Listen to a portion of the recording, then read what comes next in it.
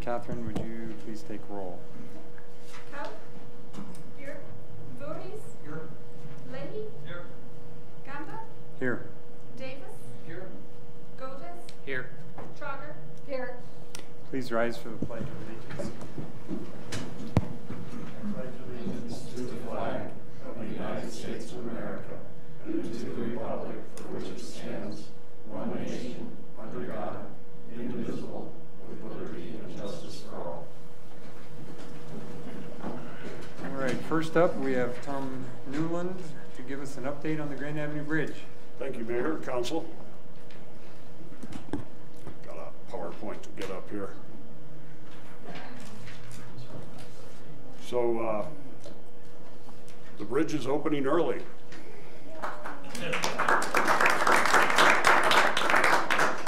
In fact, the target date we've set for the opening is next Tuesday, November 7th. That's going to happen around 5 a.m. or so. We're going to definitely have it open before the morning peak rush. Of course, this is all weather dependent, but that's what we're looking at right now.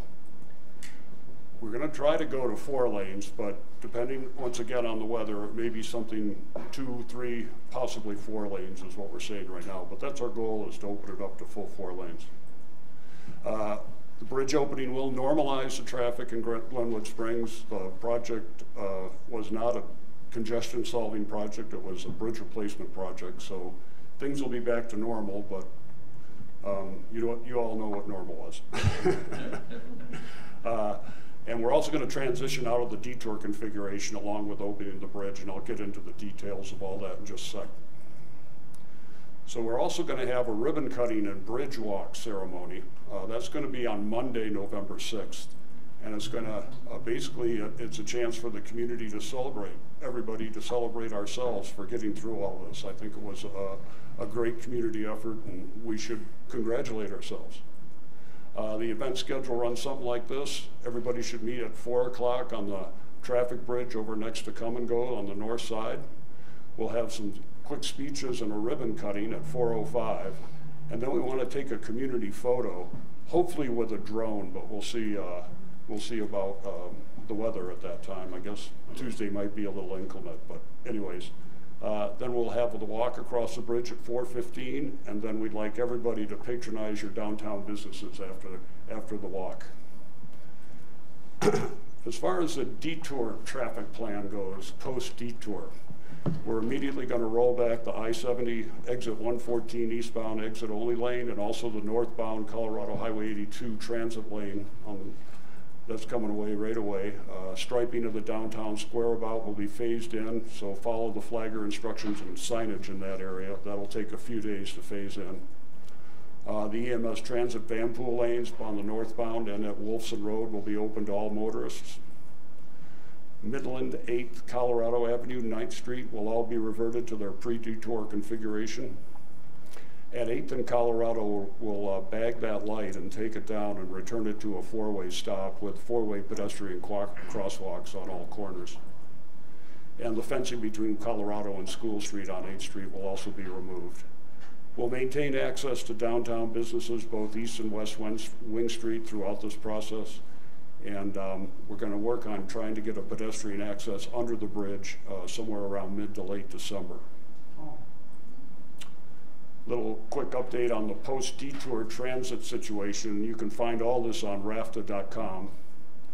Through Wednesday the 22nd, the GAB 1, GAB 2, and RG services will continue to their current routing, and free hogback service will also continue, dropping off at the dropping off at the Amtrak station like we're doing right now. That'll be through the 22nd. Starting the 23rd through the 8th, the hogback service will remain free, but it'll go from Rifle instead of Parachute.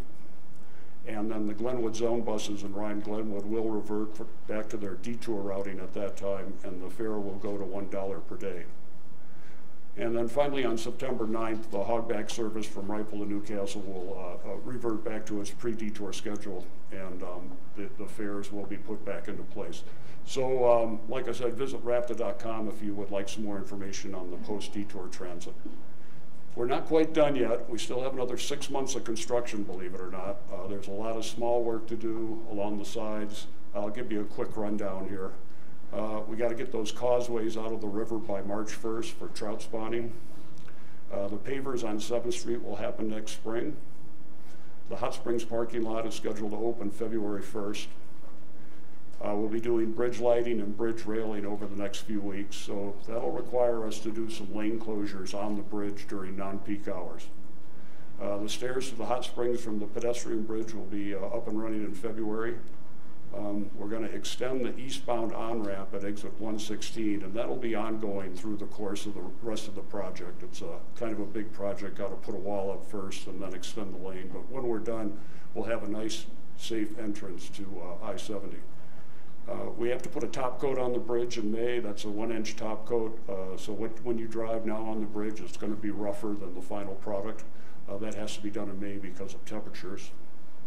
And we've got masonry work, punch list ongoing all the way through till June. So do anticipate those closures on the bridge during off-peak hours for the next few months, and please continue to go slow on the cone zone. And that's what I have, Council. Thanks, Tom. Any questions for Tom? All right. Have any more updates planned, or are we about done with Grand Avenue Bridge updates? I'm sorry? Are we about done with Grand Avenue Bridge updates? Well, I don't know. What do you guys think? We could talk about that. I didn't know if there was a need to continue this. Maybe it's quarterly or something like that. You know, once every couple months or something like that. Yeah, we can talk to Roland about that and see how it goes. You know, every couple of months instead of every month, something like that. Questions will come up, I'm sure, just as we wrap it up. Yeah. Well, you guys have done a great job of keeping the public informed and us informed. Thank you very much. I appreciate that. Yeah, we sure do appreciate it up here. All right. Yep. Thank you. All right, thanks, Tom. Thanks, Tom. Thank you. Okay, at this point, I would open it up for anyone who would like to speak to us about something that is not on this evening's agenda. Mr. Randall? That would be me. All right. Good evening. I'm Jerry Vanderbeek. I live on 830 Blake. And I'd like to address you about an item that I'm very passionate about, and that is the current and future condition of our beloved Red Mountain. Ever since we've moved here 20 years ago, I've been up and down that mountain, I don't know how many times. Even this week, I biked it 3 times. And what I'd like to submit to the council is to make an active decision to preserve Red Mountain as a park for multiple use, and to get away from the evolution of Red Mountain as it is right now to become another amusement park. We have one, which is Iron Mountain. And I must say I was pretty shook up here when I did my annual, by the way, I do an annual trail maintenance project with the 100 Club of the old Jeannie Goulet Trail that has now been changed to Cross Trail, but we call it the Jeannie Goulet Trail, which is the hiking trail that goes more or less straight up the gut. And it's a very challenging hike. But when I did, and we have worked with Roaring Fork Outdoor Volunteers for the last 10 years to do that maintenance. Well, on our project this October 18th, I was shocked to see the deep carvings and slashes that the new bike trail is making to the mountain. Moreover, they have obliterated some of the existing hiking trail, and I don't know if you've been up there recently, but some of the existing hike was just covered over because it's been rerouted to the mountain trail. Now, even the Glenwood Post has been drinking this Kool-Aid because John Stroud in June in his report said this was a new gentle trail for hikers and bikers. Well, I used to be a member of the Roaring Fork Mountain Bike Association, and I know Mike Pritchett. He's a nice guy. But their obsession is, and their mission is, to build thrilling downhill biking trails.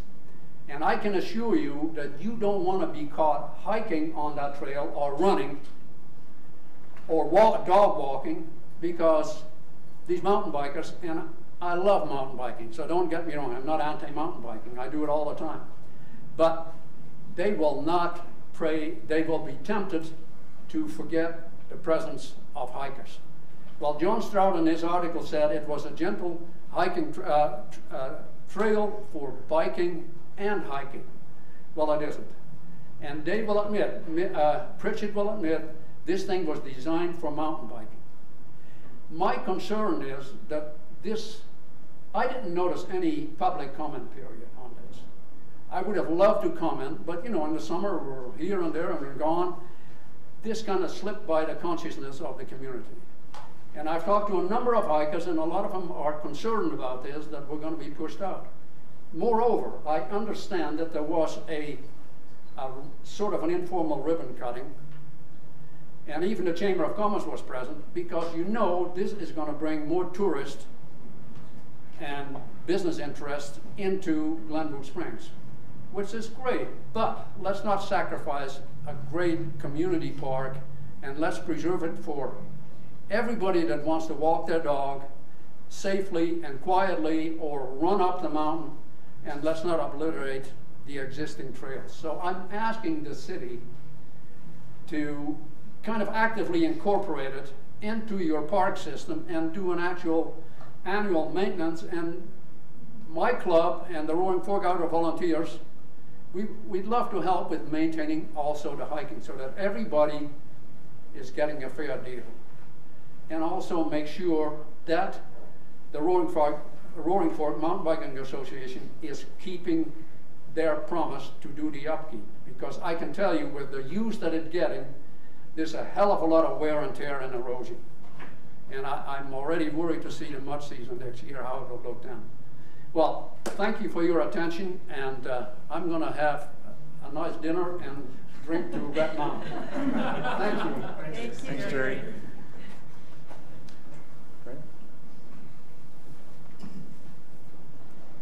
Hi, I'm Cheryl Bauer, and I just wanted to say I really appreciate the fact that you guys went ahead and did Grand Staff Trail. I think it's a great asset to the community.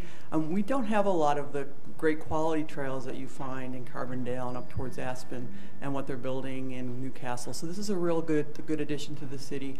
I'm also on the board of Roaring Fork Mountain Bike Association, and I can guarantee you that it is our plan to keep it maintained, keep it safe, and keep people using it. So thank you. Thanks very much. Sir. Good evening. I'm John Stevens, and I'm representing the Kiwanis Club here tonight. A couple months ago, I was here and spoke about the erosion that was taking place at Vueltas Park and requested the city to include funding in the budget for restoration of the shoreline there. I was happy to see that in the budget, so on behalf of the Kiwanis Club, I thank you for inclusion of that.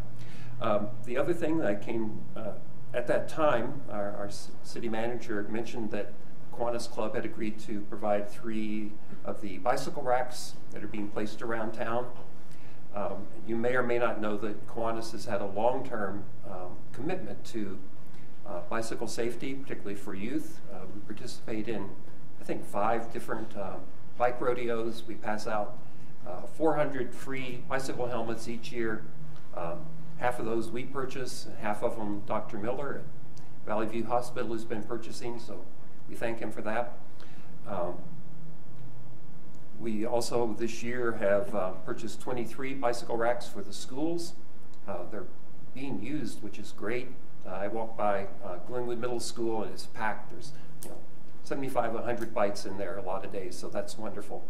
Anyway, to get down to the meat of what I came for, I have a check for the city, a check for $2,250 for 3 bicycle racks, and I'm going to give that to the city manager in the hopes that she will eventually get me a receipt.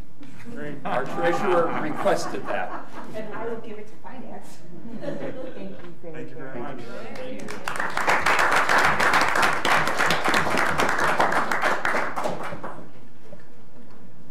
All right. Go ahead. Hello, everyone. I'm Hattie Lopez. I live at 859 Stone Ridge Court in West Glenwood. And I didn't see the RG bus route mentioned in the bridge detour plan. And that's the bus route that runs on Donegan. Currently, I think it has been great for everybody having to cross that bridge, but my home is right on Donegan, and there's been 8 buses every hour from 6 to 8 o'clock every day going, and it's quite noisy.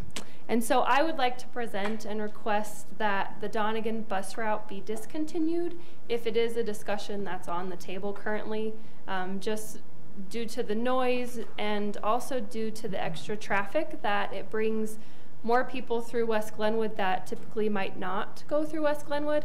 I've had neighbors tell me there's suspicious cars with headlights off driving through the streets and faces looking through windows over the course of the last couple months, and as a member of the community over there, that's a little concerning. So my proposal is just keep it on Highway 6 and 24. It's 2 blocks longer of a walk, and there aren't any other bus routes in any other neighborhoods in town that are that close really to the homes right on the main street. So my request is to have that one go away. Thank you. Thank you. All right, is there anyone else who would like to speak to us about something not on the agenda? All right, seeing none, I will close that, and I would like to point out a few agenda changes. Agenda item 17F is going to be pulled from the consent agenda and considered separately. And agenda item 17A, which is our minutes from the meeting of October 19th. There will be a change, which I will just go ahead and read into the record.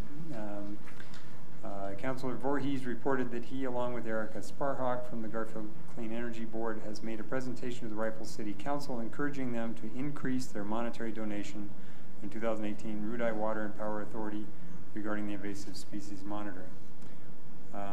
And then agenda item 21 has been moved up to 19, and item 22 has been moved up to 20. So we've just shifted everything all over the agenda here. So at this point, I would open up for any council comments. I have just a quick one. Go ahead. I would just like to send my condolences and our condolences to the family of Kathy Williams. Kathy ran against me for an at-large council position in 2015, and she was an intelligent, very delightful lady, and the community will miss her presence. So just my condolences to her family. Thanks, Kathy. Any other council comments? Do we know about the Donegan bus route? Do we have an answer for that tonight? Can you guys speak up? It's really hard to hear. I might just speak up, but I just can't quite hear anybody. We just all need to speak into our microphones a little better. Yeah, that'd be so great. Yep. So do we have anything on the Donegan bus route? It will be discontinued due to the fact that we didn't tell RAFTA in time to continue it. Yeah. So there will be a break. I think then it's kind of up to us as we look at what we want to do with Ride Glenwood Springs to determine the best routes. Right. We are looking at a complete reconfiguration of Ride Glenwood, and kind of everything is on the table right now. Ride Glenwood consists of 3 55-passenger buses. One option we're considering is a higher number of smaller vehicles that might go out into more neighborhoods, but instead of being a 55-passenger bus, it might be a 20-passenger van or a 15-passenger van. But that's just one of the ideas we are contemplating. It's currently under discussion, or it's being looked at by our transportation director and our engineering department, and they will bring it back to council. And then I think once we decide to make the changes, due to some kind of a federal bureaucracy, we can't make those changes quickly. I think it takes 3 to 6 months to make the changes. So at least for probably the foreseeable future, the next 6 to 9 months, I don't think there will be a bus on Donegan Road after the Grand Avenue Bridge detour shuts down. But some form of mass transit on Donegan may come back. But you're more than welcome to participate in those discussions when we look at that. So, all right, any further comments? Okay, at this point, I would entertain a motion on the consent agenda excluding item F. I move to approve the consent agenda. Second. With the exception of item F. Second that. Okay. All in favor? Aye. All opposed? Motion carries unanimously. Okay, agenda item 17F is, no, I got it wrong actually. Is that the one we, hold on here. Yeah, I think you were, was it G you wanted to? I'm not sure which one you wanted to pull. That was F. It was F. It was Yeah. F. Well, F is now the county fee waiver, which is not what we're trying to. I think what you were trying to pull off, and as I understood the motion was intended, was Resolution 2017-54. Is that what you were trying to pull off? Yes. Okay. We did then, Yeah. Or at least that's what I have on this. That's not what I have on mine. Well, that's because they already pulled it off yours because, okay. you know, What's that? they knew you were pulling it off, so I think you got the updated mayor's agenda to make it easier for you. Okay, so what we just didn't approve was ordinance number. Resolution 2017-54. Right, resolution 27. Oh, okay, there it is, resolution 2017-54. Okay, good. All right, a resolution of the City Council of the City of Glenwood Springs, Colorado, providing an amnesty period to allow the licensing and permitting of short-term and accessory tourist rentals. I don't think there's any great intent to discuss this in detail other than to separate it from the consent agenda so we can notify the public that if you are going to have a short-term rental in the City of Glenwood Springs, you do need to permit it with the City of Glenwood Springs, and you need to collect and remit accommodations taxes. And this resolution basically gives you 30 days to come in and get permitted. And if you choose not to do that, then look out, because we will enforce those regulations after the 30-day amnesty period. It should also be pointed out that this resolution eliminates any inspection of the property by the city. It puts compliance with all applicable building codes and whatever other codes are out there. It puts the responsibility for adherence to those codes on the owner of the unit, so the city will not be inspecting those units. And also, if someone who has been operating a short-term rental property without collecting sales taxes on it in the past, we will not be looking backwards to go after someone for any past activity of that nature, provided that they come in and get permitted. But again, if they choose not to, then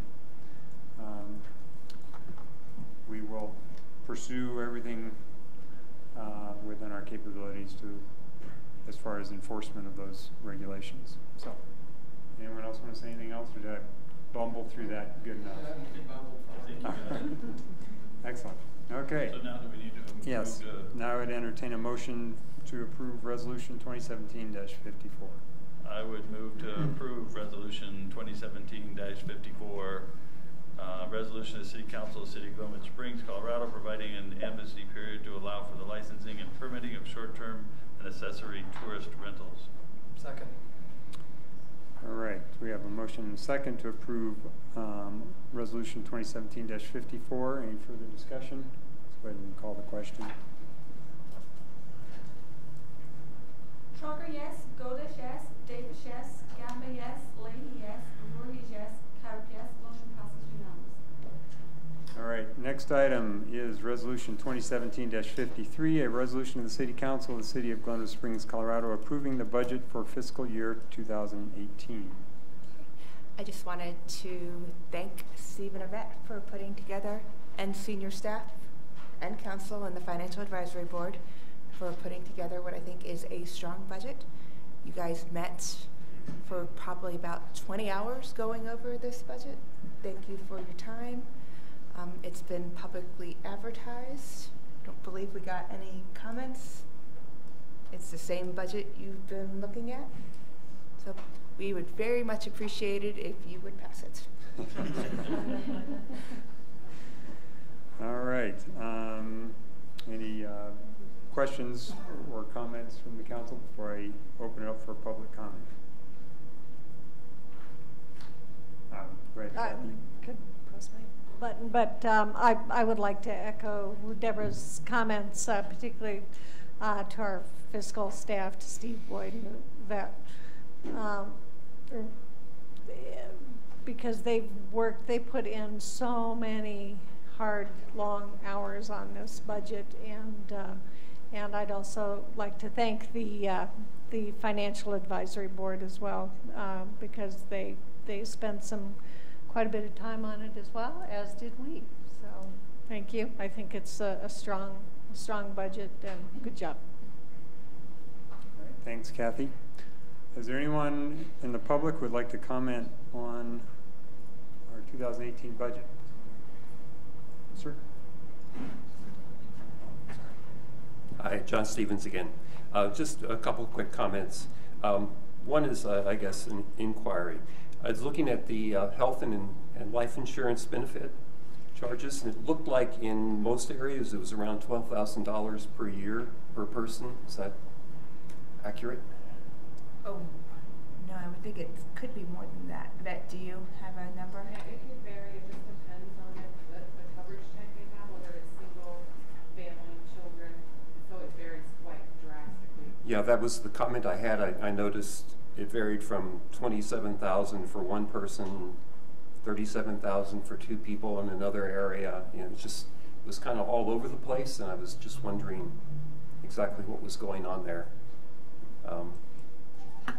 Anyway. Yeah, I think it's some people we just insure for one person if they're single, and other people and there are different rates that each employee pays based upon whether it's single coverage or family coverage. Okay.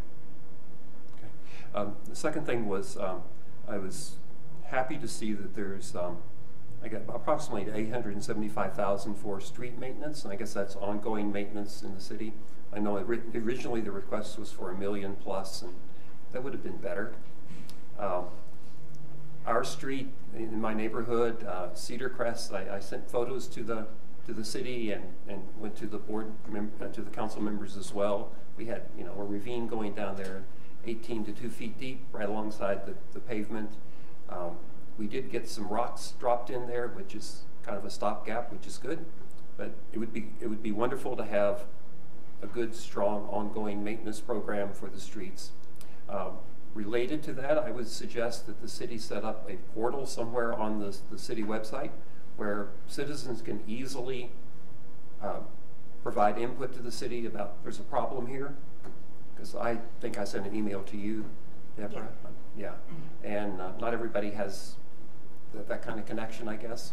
And if you had a portal where people could easily submit a picture, submit a problem, and then if the city even went further, which in the city I was in previously, they had a pothole policy that if a pothole wasn't filled within 48 hours of being reported and your car was damaged, the city was responsible for the repairs. I kind of focused the city on getting streets repaired. Anyway, just a suggestion. Thanks. All right. Thanks, John. Thanks, John. Any further comments on the budget? All right, seeing none, I will close it to the public and bring it back to council for discussion. Shelley? I would just like to say also that I appreciate all the work that staff has put into this budget. We have 3 new council members and some fairly new staff working on this budget, and we had some issues to work through. Of course, as with any city, there are a lot of needs and a limited amount of dollars to take care of those needs. So I feel like we've got some important things moving forward this year. A new computer and ERP system for the city, which is long, long overdue for those of you that don't know.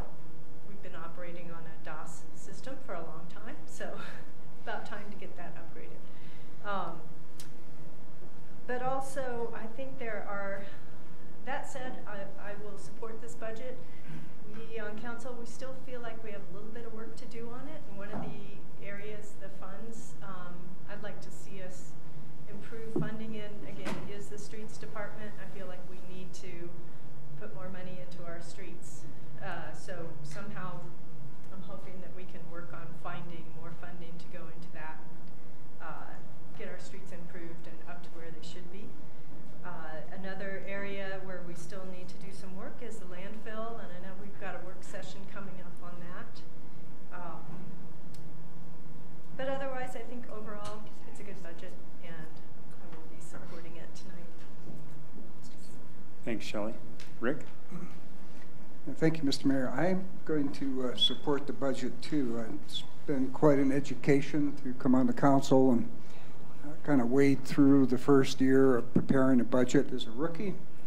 But some good kinds of things have emerged through this process, and I want to just comment and say that we're moving towards a 3-year sort of cycle here. And so it's not that every year is a brand new episode that starts anew and then you get over that and then you set a budget for the next year. I think we're starting to take a longer look at things, and I'm really appreciative of that.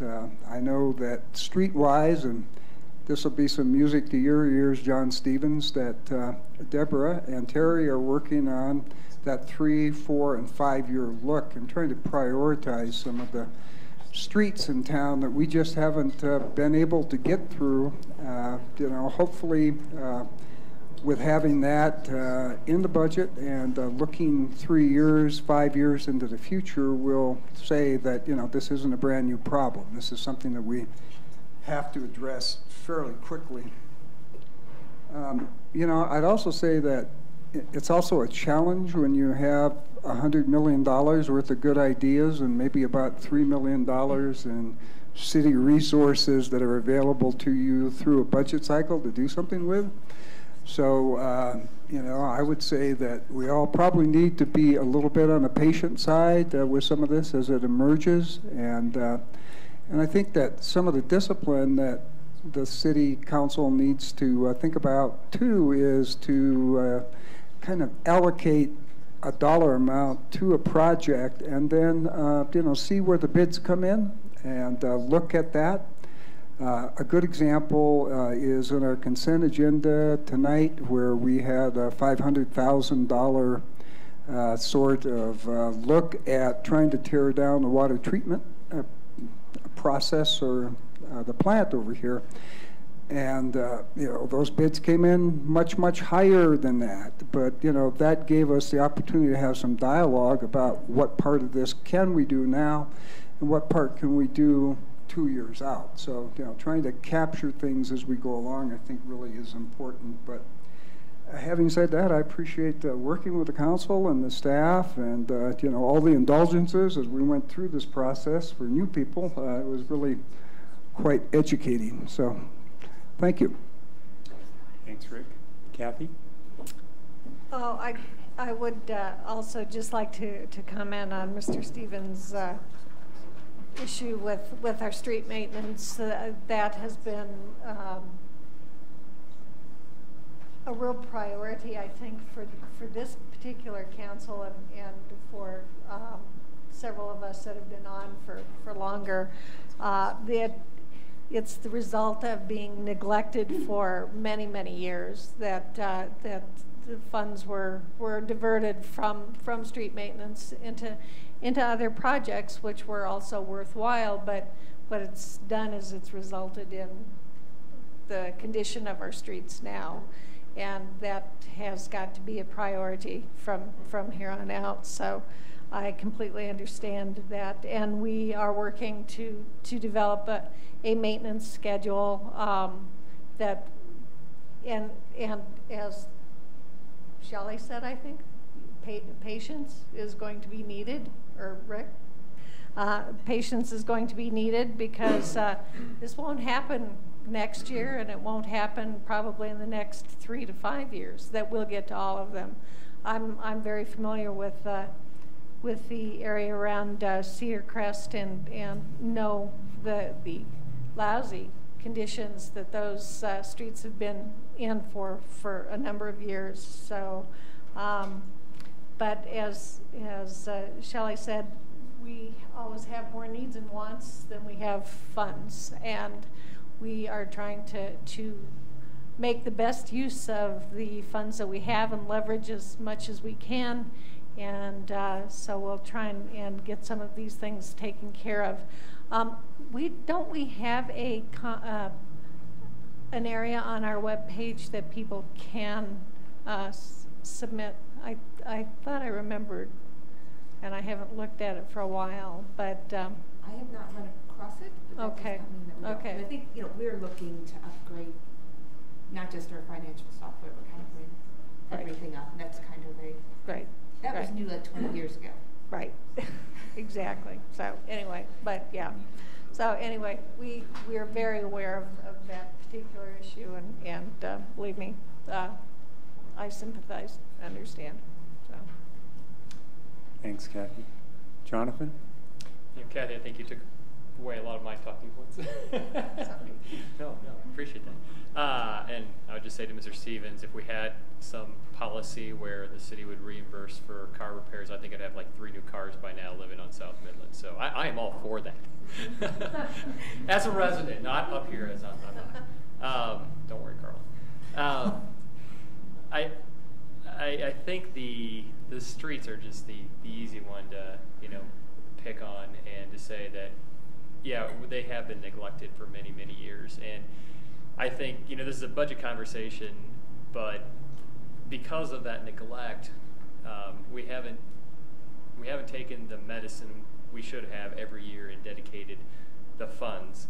And I'm not being here 6 months the guy to say, well, it was past councils, or boy, 20 years ago they should have, or whatever. But it's at the point right now where it's going to be incredibly difficult to find money to pave our way out of the situation we're in. And I just, since we have a lot of public here tonight, probably not specifically here about streets, but I think people should get used to the idea that there's going to need to be more revenue to come in to get us out of the hole that we're in. And I don't know how that looks or what it is, but you can only tap other funds and raid other funds for so long before those funds get into crisis mode and become the next streets. So I guess as we're going through these budget conversations next year, and as we continue to have conversations on community priorities, we need to hear from the community. It's great to hear from it's not great to hear that our streets are in horrible condition, but we need community participation to help identify ways to work with us to help solve this, because we're in a big hole when it comes to streets. No pun intended. Oh, not at all. I think we have some streets that are more pothole than street in town, and so yes, it is a problem that some of us have been really trying to devote some funds to for some time, and we've been unsuccessful so far, but this year we're actually, I think, the first of hopefully many years to be able to put at least a moderately appropriate level of funding toward our street maintenance. Any other council comments? Okay, I would entertain a motion to approve Resolution 2017-53. I would move to approve Resolution 2017-53, a resolution of the City Council of the City of Glenwood Springs, Colorado, approving the budget for fiscal year 2018. A second. A motion by Kathy and a second by Shelley to approve Resolution 2017-53. Any further discussion? Let's go ahead and call the question. Trucker, yes. Goldish, yes. Davis, yes. Gamba, yes. Leahy, yes. Voorhees, yes. Help, yes. Motion passes unanimously. All right. Next item is a presentation regarding a proposal down in South Canyon to mitigate the coal seam fire by the Department of Natural Resources, or Brian Smith, or both, perhaps.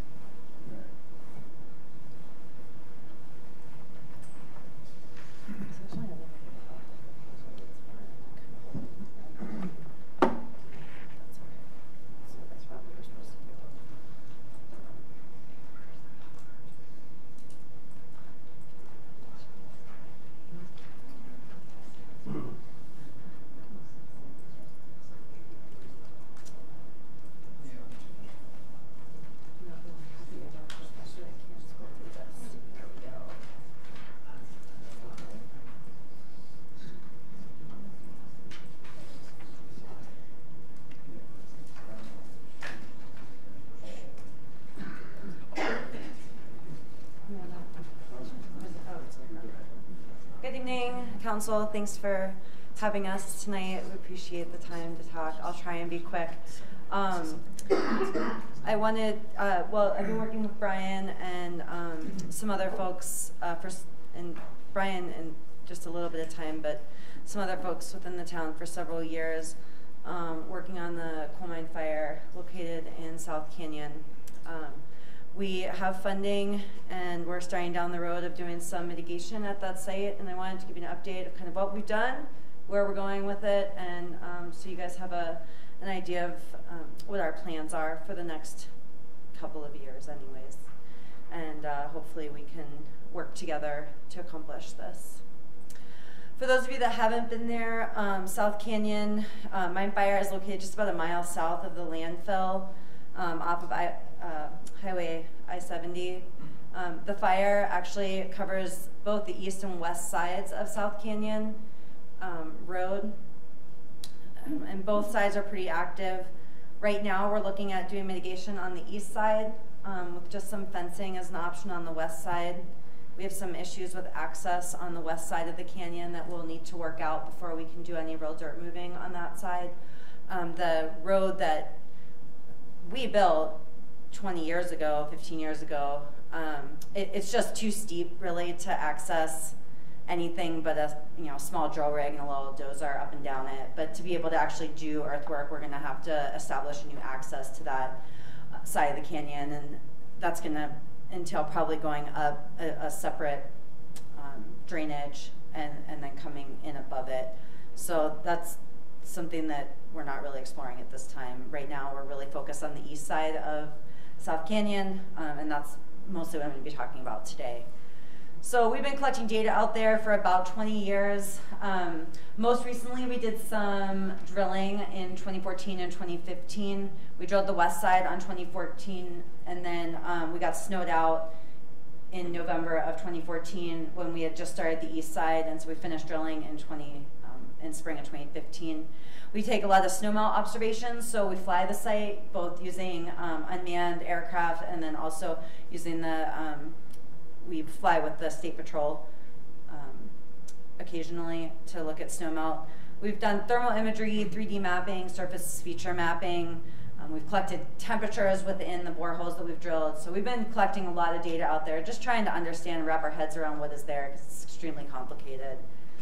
So this is the snowmelt, and if any of you have driven down I-70 through Newcastle, you've seen this. You've seen what when the snow isn't sticking to the ground, the ground's hot, and this is probably one of the best pieces of information that we can gather as to where the ground's warm is when there's no snow holding, when there's snow everywhere around it. So this is the east side of this is the east side fire, and then this is the west side fire. And you really, on the left-hand picture, you really can't see anything. I mean, you see some burned ground, you might see some smoke, but you really can't see until you look at the snowmelt picture. You can actually see the extent of the heat in the ground. It's being driven by the fire underground. We look at the venting and subsidence. This is the east side of the canyon. We've had just an incredible amount of earth moving in these last couple of years, which is why we're really focused on the east side. The subsidence features have gotten larger, the cracks are growing, the surface itself is getting hotter. You can see all the tension cracks and everything kind of surrounding. Does anybody have a pointer by any chance? Nah, it doesn't matter. Anyway, so you can see the surface cracks kind of around those subsidence areas. The arrows point to them. And then this is a photo of a fresh sinkhole. And this one popped open about 2 years ago. And it had just, I was standing on the other side of the canyon and I looked over and I saw it, and you can see it's about 7-8 feet where the ground just dropped out, and it's actually inhaling air into the fire. And this is one of the things that we see with the subsidence features and the fractures in the ground is as they fracture and crack, air moves through them and then into the fire, which then stokes the fire and creates favorable fire conditions for migration. And then this is another thing that we're seeing on the east side. We're actually seeing elemental sulfur crystals on the surface that's coming out of the off-gassing from the burning of the coal.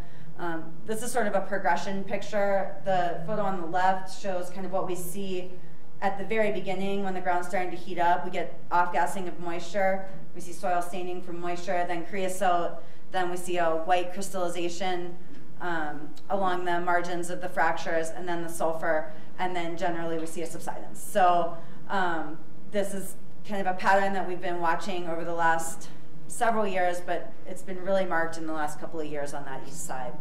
So I don't know if that's going to play. Oh, that's not going to play. That's too bad. Oh yeah, it is. Look at that. Sometimes they don't play when you put them in a different computer, but this is a video of, oh no, it's not actually doing anything, but you can actually see, if it was working, you would see how the, okay, go. It's actually just sucking the smoke from the smoke bomb in, and that was in that subsidence that I showed a picture of. Yeah, one of the really helpful things after we get the snowmelt data is also looking at thermal imagery. We use a FLIR camera, which essentially just, it spits back temperature. So it's not totally accurate because it depends on how close you're standing to the heat. And when we're looking at the east side of South Canyon, you really don't want to get super close to the areas that are really hot because the ground's unstable. But you can see in this picture we had 600 degrees on a fracture just right on the surface. So in 2014 and 2015, we were really trying to delineate what seams were on fire in South Canyon. There were 4 mine seams in South Canyon: the D, the E, the U, and the Wheeler seam. Most extensive mining was in the Wheeler and the D.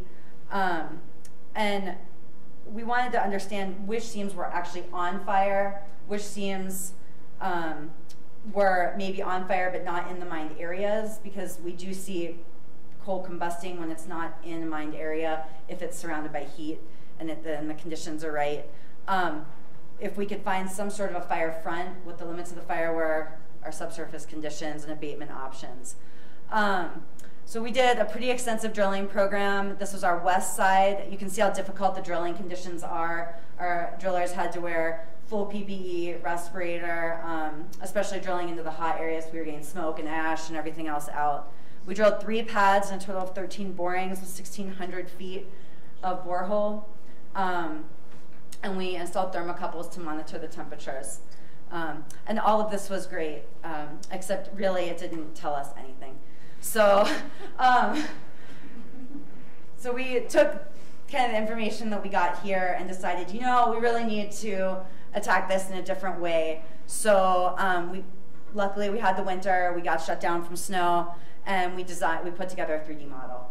So we had some previous borehole data, we had the current borehole data, we had the mine workings, the surface topography flown on LiDAR, which City of Glenwood, thank you very much for having those data and giving them to us.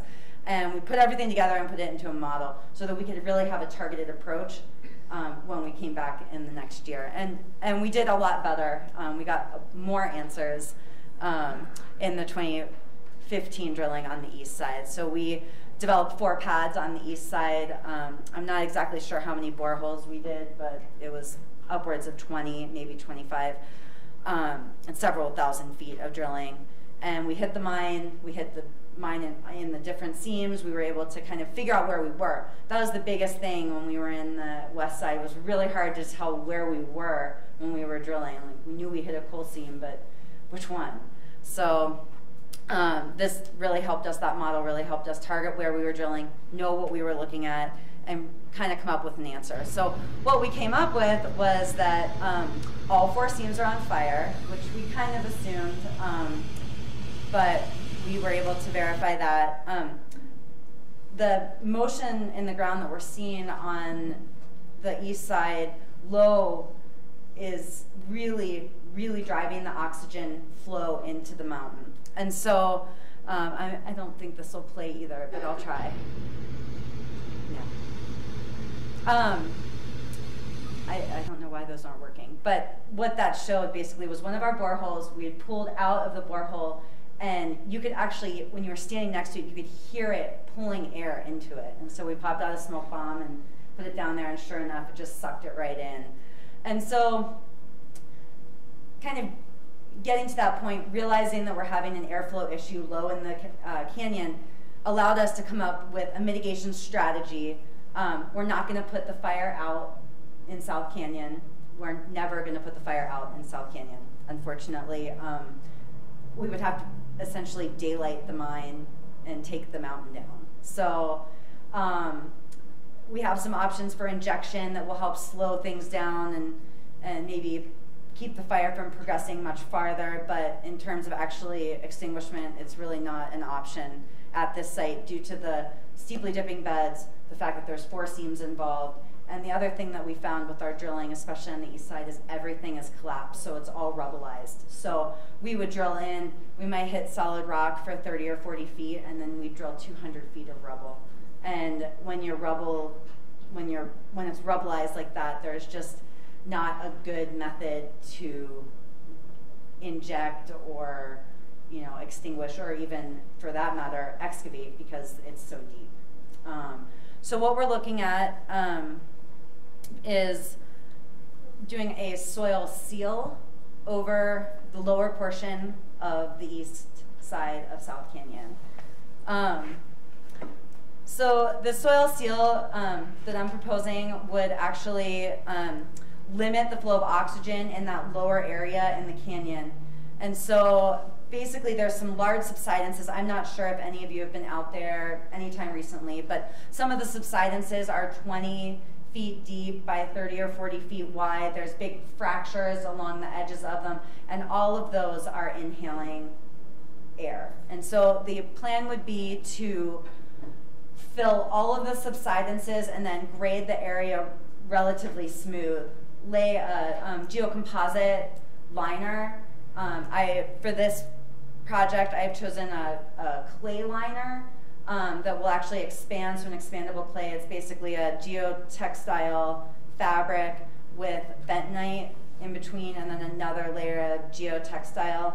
So we'll lay that, and then actually put about a 3 to 4 foot soil cap over top of that compacted, and then revegetate that in place. And so the idea here is just to get that soil really packed in along the fractures and the areas that are subsiding. The GCL liner, because it's clay and it's kind of plastic, the clay itself has sort of a plastic, when it's wet, it will actually bend and move, is potentially a better option than a plastic liner, especially with the fire. The GCLs wouldn't burn if there was fire, and whereas plastic liner also could burn. So the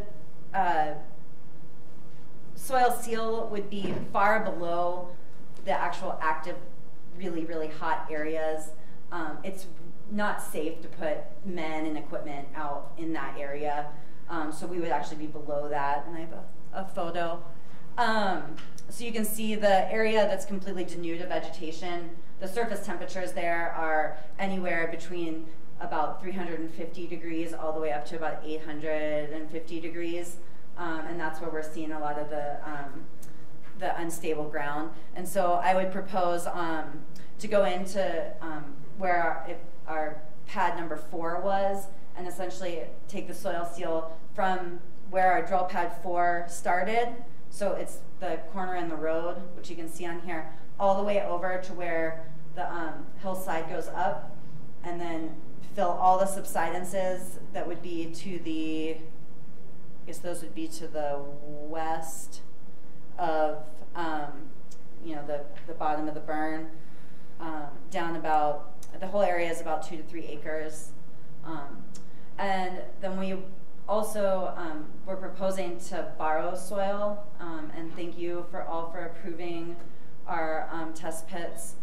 We were able to get in and get those done last week.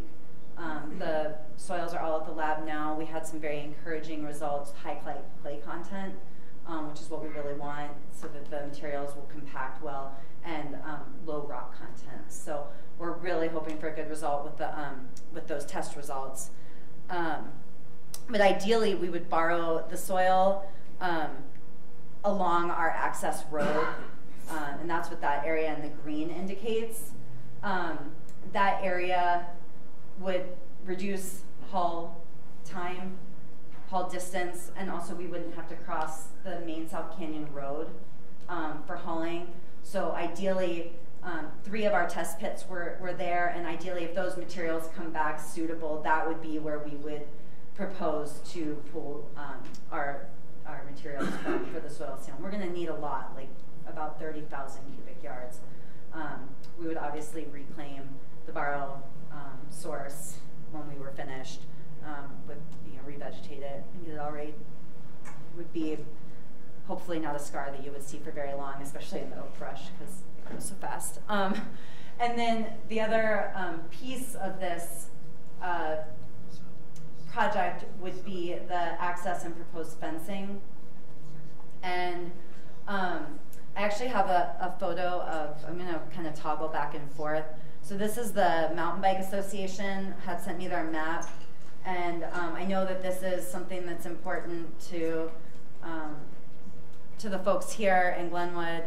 And I think that we would be able to work between this proposed fencing and the actual mountain bike trails. The mountain bike trails would be located on that west side, but I think that the fencing that we would put in would be far above the proposed trail alignment. And it would basically just keep people from wandering up into the area that's hot and burning and really unsafe. The air quality is not good, the ground is unstable. So the couple spots that would be of question would be right here. And can you guys see where I'm putting my cursor? Okay.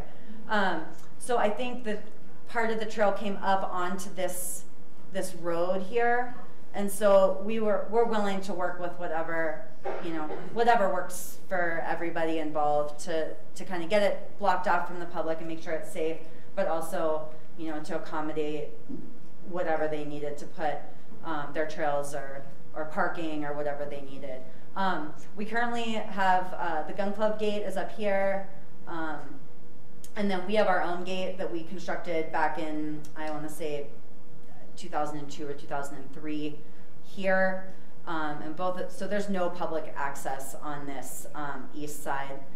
On the west side, we have a gate here right now, and we were proposing another gate here. I know that the city has had some issues with people dumping garbage in there, and so we had proposed to just put a gate there so that people can't drive back in there. Right now, I think there's just a couple boulders put across the road and probably not very well placed. So I think that we could do that if the city, wanted us to. And I don't need an answer right now, but just these are things for you guys to think about in terms of access on that road. And then I just had 2 more slides. So I did want to show you guys where we did our test pits. Like I showed you in the earlier picture, this is really our ideal spot for pulling the materials. It's so close to where we're working. Haul distance isn't very far, and we don't have to cross the road or go in and out of the gate. Really, the gun club has been nice enough to accommodate working with us, but I imagine it would be difficult for us going in and out constantly if we had to pull from over here. Now, back in 2014, I actually built them a new gate. It doesn't work that great in the winter because of the snow plow blocks it, or I'm not really sure, but in the summertime, if they had to use that, there is another gate along the gun club access road. And then this is the last of it. If you're interested, this is what we're going to be analyzing for basically physical and engineering properties of the soil. We just used a little mini excavator, so the vegetation removal was really minor, and it's an oak brush, so it should come back pretty quickly. So that's all I have. Thank you for listening. Do you have any questions? I'm happy to field any questions. Thank you. Kathy. Well, thanks. Really interesting information, and it's good to get a kind of a bird's eye view of what's going on. The mitigation that you're planning to do, or how long will that last? Would you anticipate it lasting for 20 years, 50 years? Oh, the actual soil seal itself? Mm-hmm. when I plan a reclamation project, I plan that it'll last longer than I will. Okay. However, you know, that's in an ideal world. With a site that moves as much as this one does, it's unknown, but it's not going to last 2 years. It might last, you know, in 20 years, we might have to go back and do some maintenance or something like that. And, but, you know, with what we've proposed, I think that we would have a pretty good result, and it would not be something that would be really prone to failing.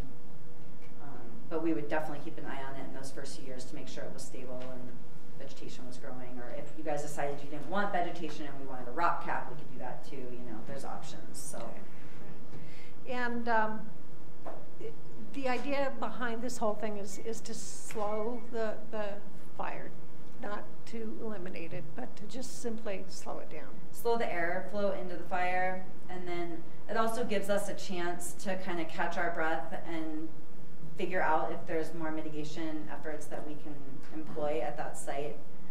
But right now things are moving really fast out there, and so we hope that this would at least slow that progression and give us a minute to, you know, determine if we can actually do anything that might actually maybe reduce the size of the fire. Again, there's not really a way to put it out, but if we could get the size down or something along those lines. And so I think this would be more of like a phase 1 of like a larger mitigation effort. And like I said, we haven't even started talking about the west side yet. So. And are you planning to do signage or anything like warning signs, or Yeah, so we can do all sorts of things, and that's really a management decision by the land managers, and then by us. And you know, we'll always put construction, hard hat area, no access, those sort of signs up. But you know, following our work, you know, we often do interpretive signs, you know, that kind of explain what's there. Or we have these really cute mine fire below signs, but they don't last very long. So they generally get ripped off really fast. So, but yeah, we would absolutely have signage. And I mean, if we had to cross South Canyon Road, we would have traffic control. And I've also been working with the gentleman, and I forget his name, I apologize, at the landfill about using some of the compost from there. And so if we would be hauling compost up, you know, traffic control and signage would be for that as well. So we would have construction signage, and then if we wanted permanent, it's an option. Great, thank you. Sure. Anything else? Thanks, Kathy. Shelley. Could you please go back to the slide that shows the areas where you're going to be working? Yes. Let's see if I can just. This one? Yeah. So is the area where you're going to borrow from, it's about the same size then as the one that you're going to put the cap on? It would probably be a little smaller if we were able to get, you know, 6 or 7 feet of material from that. It would be a smaller area, but the disturbance would still probably be about the same because we would want to grade and be able to revegetate and reclaim it. So the disturbance would be probably about, you know, 2 acres. I really just kind of drew a circle around on the map. But and that borrow area is vegetated right now with, you said? It's mostly oak brush. Scrub oak. And yeah. Okay. And is there, so it looks like the burn area still heads to the west of where you're going to cap it? Is that? So this picture is really deceiving. Okay. But so if I were in Google Earth and I could rotate this for you and flip it up, what you're seeing there is the ridge and then the hill slope that comes down like this. So the vegetation line, if you can follow my pointer, this is kind of the ridge line. Okay. And then this is a steep, steep slope. That's why there's no vegetation on it. It's not necessarily because it's burning, and it does hold snow. So yeah, it's really deceiving in the picture. Okay. So do you worry about any more collapse? Like, where is that sinkhole that was shown earlier? The sinkhole, and like I said, I just kind of, these are like cartoon bubbles, you know, they're not GPSed or anything like that, but that sinkhole is in here somewhere. We do see some down here as well, and I think, you know, when we're coming ready to do our final planning, we will absolutely be going out and looking and figuring out kind of the best spot for all of this. We definitely want to get all those subsidence, the big subsidences that are along this ridge. So that's what this hash mark is there's some very large subsidences along that ridge. Okay. And that's what I was wondering is, do you worry about collapse of that underneath any further, or? Absolutely. That's part of the reason why we've chosen a clay liner instead of a plastic liner, because the clay liners kind of move and stretch a little bit. They're a natural material, and they might crack a little bit, and that's okay. Like for this situation, that's actually okay, because you're still going to have 4 feet of soil over top of it and everything else. You're not trying to like protect, keep out some toxic fluids or anything. And so like a little bit of cracking and that would actually not be a terrible thing, and that's why we chose that, because it will move with the ground. Great. So, and I think that we will continue to see subsidence. However, if we can slow the burn down a little bit, we're going to see hopefully less frequent subsidence. The east side is just, it's kind of freaking me out, because every time I go there, it just is different. The ground is moving so rapidly over there. So there's a lot going on. Yeah, and so we've actually started flying it a little bit more frequently to kind of see if we can capture those changes, because we all stand out there and we're like, this wasn't here the last time, and but if we can have quantitative data that shows that, that will help us kind of in our planning as well. Yeah, and it'll be great if it can lower our risk of having another incident like 2002 or. Right. Well, and we are dedicated, or I don't want to say dedicated, maybe that's not the right word, but we work with the fire department and keep an eye on the fire to clear vegetation away from any of the burning areas. I did a big project in 2008, which we did a pre-emergent spraying of vegetation on both the east and west sides around the really hot areas. So we're really trying to be proactive on our vegetation management around these fires. And we will continue to do that as long as we have funding to do that. Right, so. That's great. Okay. Can we get copies of these slides? Yeah, I can just, do you want me just to like drag the presentation out onto the desktop? Yes, please. Okay. Okay, thank you. Great. Are there any other questions? Any other questions? All right, thank you very much. Thank you.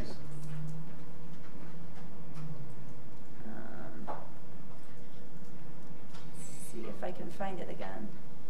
Oh, there it is.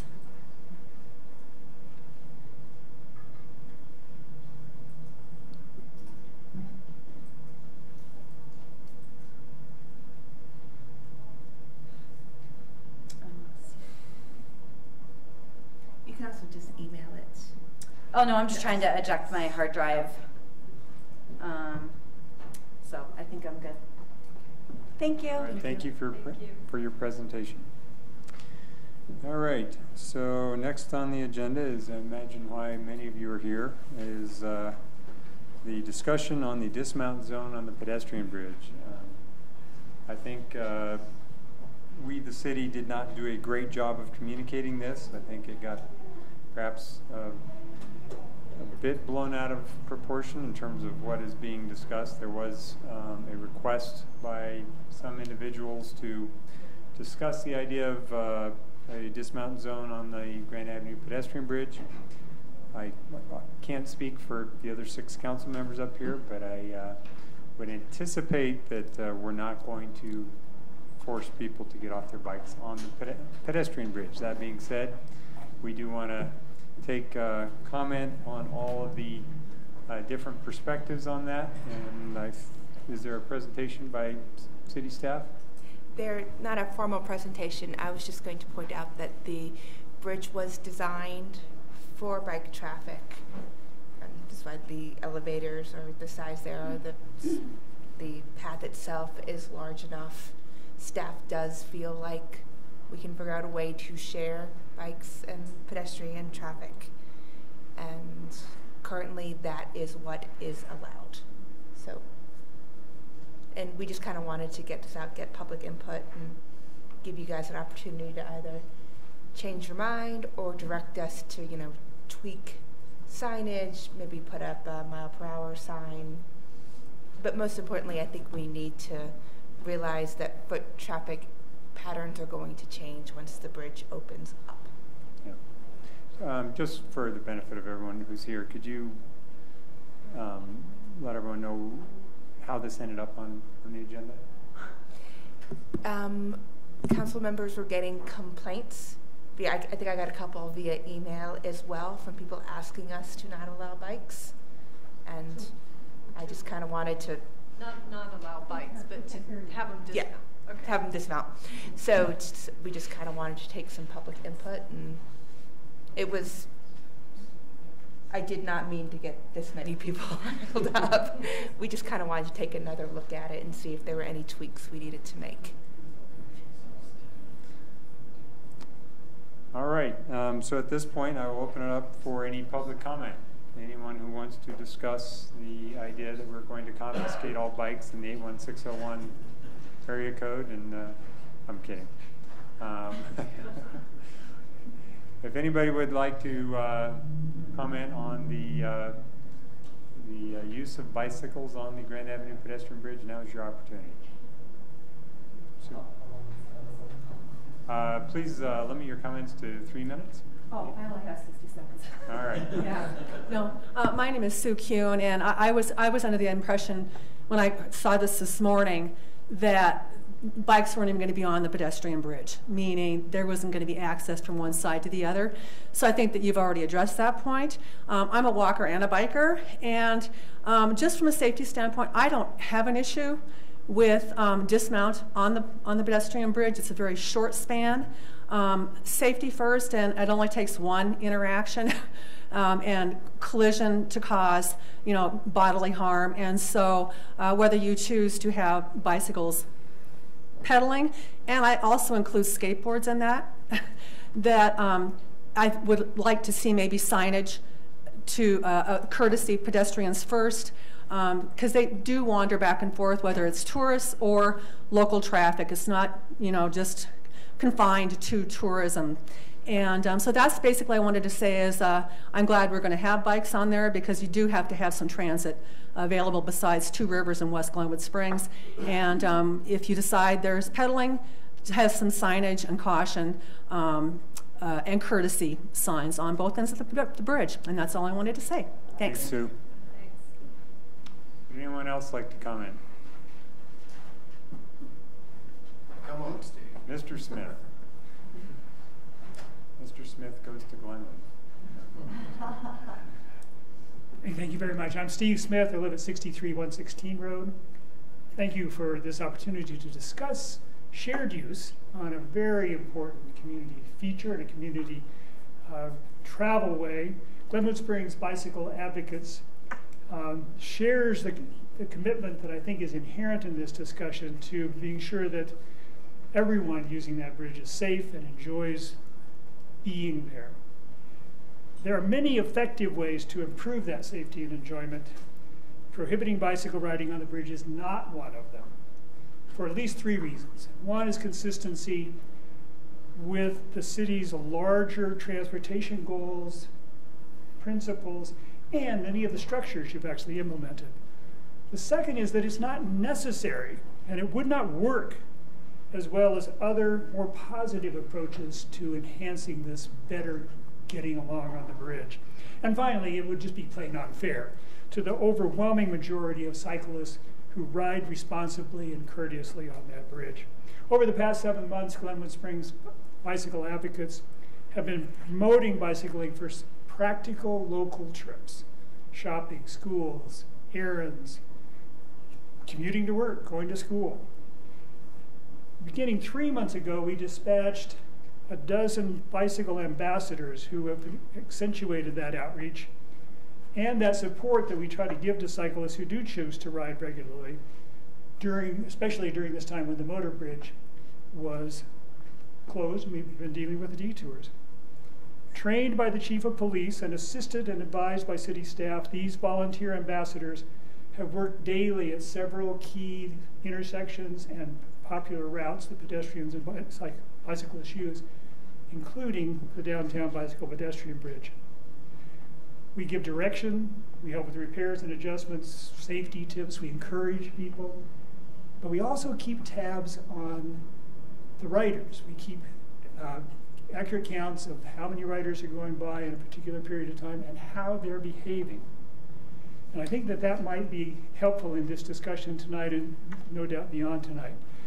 The reason boom and beat the detour bicycling has just been tremendous. It's the increase in cycling use has been very gratifying, and I think has contributed at least a little bit to your 23% reduction in motor traffic on Grand Avenue.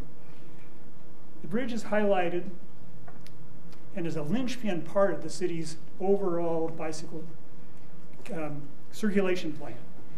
It is a practical and popular connector between destinations on either side of the Colorado River, lodging areas, the pool, businesses, neighborhoods, schools, and several of your designated specific bicycle routes all converge on the bridge.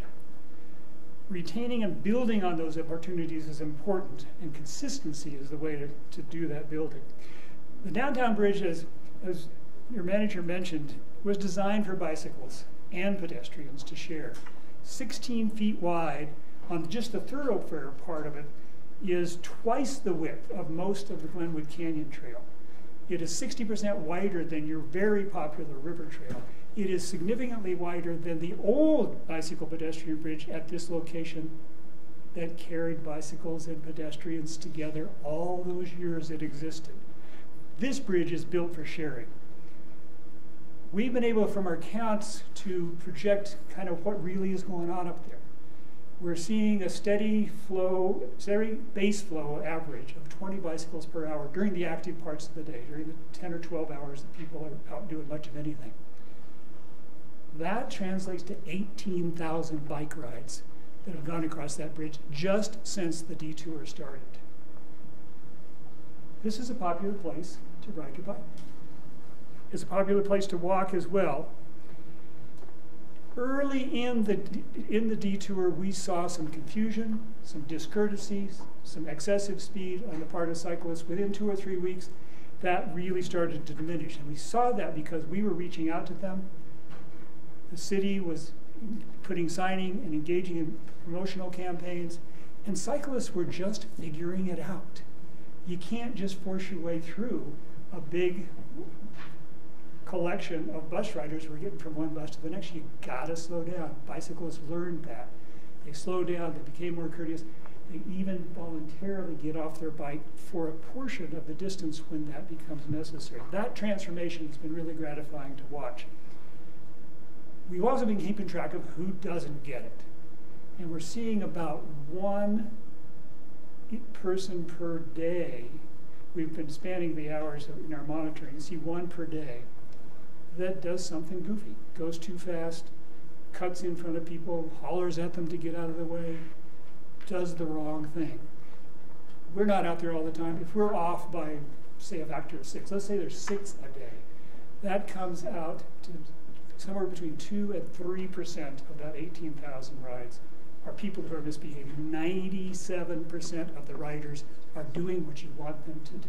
This is not at all to diminish how awful it feels when some jerk comes buzzing by you. It doesn't, it's unpleasant, it feels unsafe, and it is. It's very memorable to have that experience because it's so unpleasant, but also now we know because it is so rare, so unusual. We've also encountered or deciphered at least 3 structural improvements that I think are going to help with this, along with some more educational approaches. We are thrilled with the increase in bicycling in Glenwood Springs over the last few months.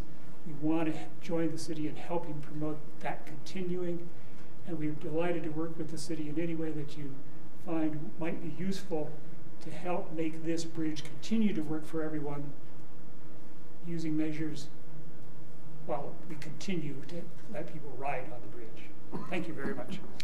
Thanks, Steve. Thank you.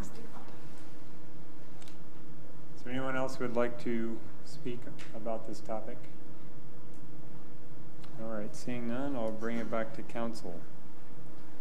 Any thoughts on council? Mr. Godis. This doesn't seem like it seems like a solution looking for a problem right now. You know, as Deborah said earlier, patterns are going to change. There's not going to be bus loads of people in 5 days. So, you know, if this is still an issue in the spring, I mean, it's also going to be winter, so you're going to see less use, less people in general walking and riding their bikes. I guess, you know, I don't want to say let's table this until the spring and see, but I guess since the current condition is we allow bikes, we always have allowed bikes, and Steve's comments about how the old bridge successfully carried bicyclists for years and was significantly smaller leads me to go, this is not something we need to address at this time in any way, other than potentially having signage, which I think would be a good idea regardless of the situation. Thanks, Jonathan. Kathy. Well, I would agree with Jonathan on that point, and just, you know, there have been a couple suggested maybe mitigation things that could be done that might help should we discover in the spring and summer that that there is an ongoing problem with you know, bicycle pedestrian interaction that isn't planned for or isn't good. But up until now, I think for the most part, I think Steve hit it on the head that most of the riders, I think, are courteous and understand, and it behooves both bicyclists and pedestrians to just be aware and watch for each other. So, and skateboarders too. Thanks, Kathy. Shelley. I guess I'm feeling similar to Wade. I don't think we have any kind of a crisis situation or anything that we need to take a drastic action on. I think when we originally opened up the bridge, we decided to kind of take a wait-and-see approach and see how it's been. And I don't know of any major accidents that we've had to this time. We've had a few complaints and some concern. And I've been riding over it very often during busy times and during not so busy times, and there are quite a few times when I'll get off and walk just because it's busy enough, the pedestrian traffic is. Sometimes it's fine to ride across, so I think keeping that as an open option. But I would like to see some suggestions from staff just to educate the bicyclists as well as pedestrians, and just you know, we could put signs in the elevators since people have time to read them when they're riding up and down in their bike, and maybe some signs on the bridge itself just saying, you know, yield to pedestrians, watch out for, you know, whatever they may be. I think either staff or the bike advocates, Steve's group, or the National Bicycle Organization, there are probably signs out there, some speed limit recommendations. We could put those kind of. I'll have Tanya work on it. Yeah, that would be great. I'd like to see that, and otherwise I think we can keep this option open right now. Thanks, Shelley. Rick. Yeah, I've never been in favor of trying to make it bad for a bunch of people because of the sins of one or two people, but Steve, you know, I'd be kind of interested in what your ideas would be, maybe not right now, but at some point, about signage and, you know, how we can kind of quell people who feel that it's a 45-mile-an-hour bridge in a 25-mile-an-hour town. So. Thanks, Rick. As I mentioned before, I'm not in favor of forcing bicyclists to dismount. I don't know how many times I've walked and or biked across the Ped Bridge since the detour started. I think in all that time I've seen maybe 2 bicyclists behave inappropriately. I agree you don't want to punish everybody for the sins of a few. I do think that bicyclists need to be aware that regardless of, I mean, we can try to, quote, train or educate the pedestrians, but it's an area where, you know, there's shiny things on both sides of the bridge, and you're going to get people doing crazy things, and I don't think it's really possible to prevent a pedestrian from all of a sudden zigging to the left or zigging to the right. And so bicyclists just need to be aware that if they hit a pedestrian, it's always their fault, you know, and I'm one of those bicyclists, you know, and so if conditions warrant, you might have to get off and walk. I've had to get off a few times. I do imagine after the detour is over and we're not dumping busloads of people on each side and having them walk across, it'll probably be a whole lot less crowded, and maybe we don't have to get off anymore. But you know, I think 99% of the bicyclists know how to behave, and a few don't. And you know, maybe every once in a while we might get a code enforcement officer up there to you know, during busy times and hand out a hefty ticket to the few irresponsible bicyclists, and then that hopefully that word will get out. And you know, the one concern I have about signs is, you know, we're going to have no smoking signs, and you know, bikes, you know, be aware of pedestrian signs and you know, everything else in the world signs, and I just don't want to put signs all over everything necessarily. So I am interested in I think Steve Smith and his group have come up with some probably some good recommendations that I also hope you share with us,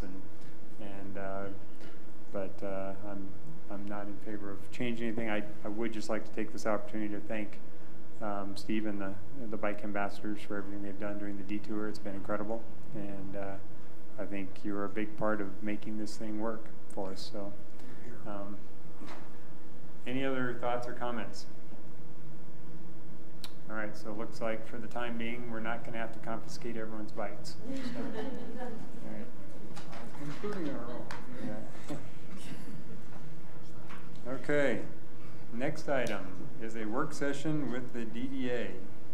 Are we going to set up tables down below here, or how are we going to organize this? I was thinking we weren't going to remove them, and then I forgot, and we removed them. So I think we could do it either way, whatever your preference is. What were you suggesting?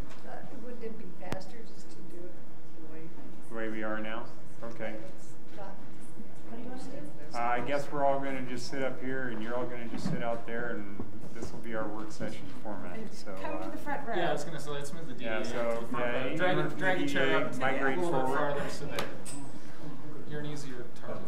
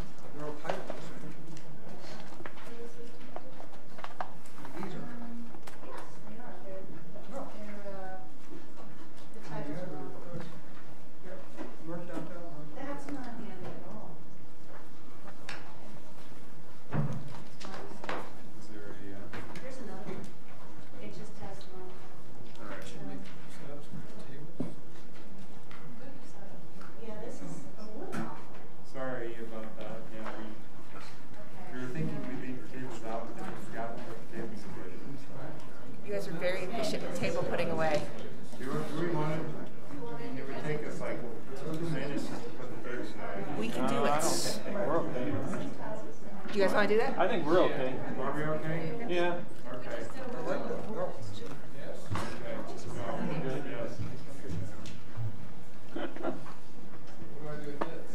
Leslie, we like keeping you on your toes. We like keeping you on your toes. Yeah. Did you steal your kids' Halloween candy?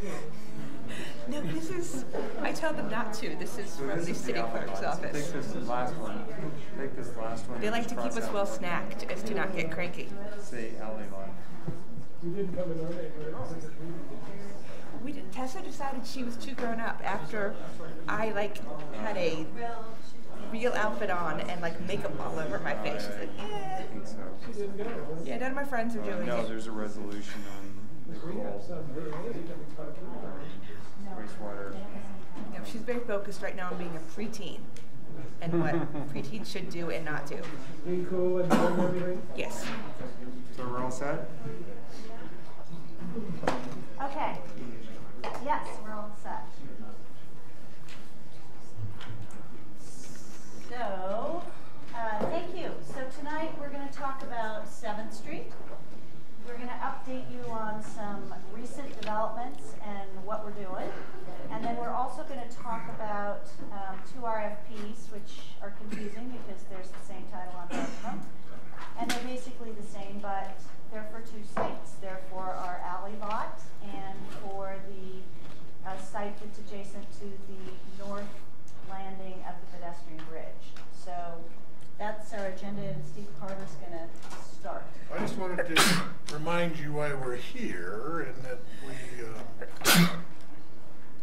as a result of CDOT letting us know in the last little bit that the proposed or that contemplated water features under the bridge wouldn't be okay with them, we've decided we basically need to take those off the Christmas list. There's a fairly extensive Christmas list of ideas for 7th Street in terms of the improvement initially, and now we're reevaluating that. So that's kind of triggered this reevaluation, as well as their need to get some direction for where they're going forward here in the very near future with the work that they're doing, if we can take advantage of that and setting the stage for pavers or whatever. So that's basically, I just wanted to introduce why we're here. Right, Okay. and so just to follow up on that, it is my understanding that CDOT needs direction shortly, right? Within the next That's right. week or two as to We've got a couple weeks. we're either going this way or we're going this way, kind of a thing.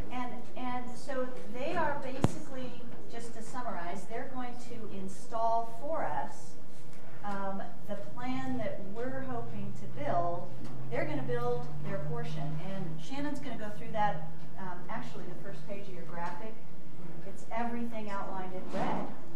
Is what CDOT is installing. But for them to install that, we are creating a new construction drawing set that's due to them before Thanksgiving, and then they will install that in their contract.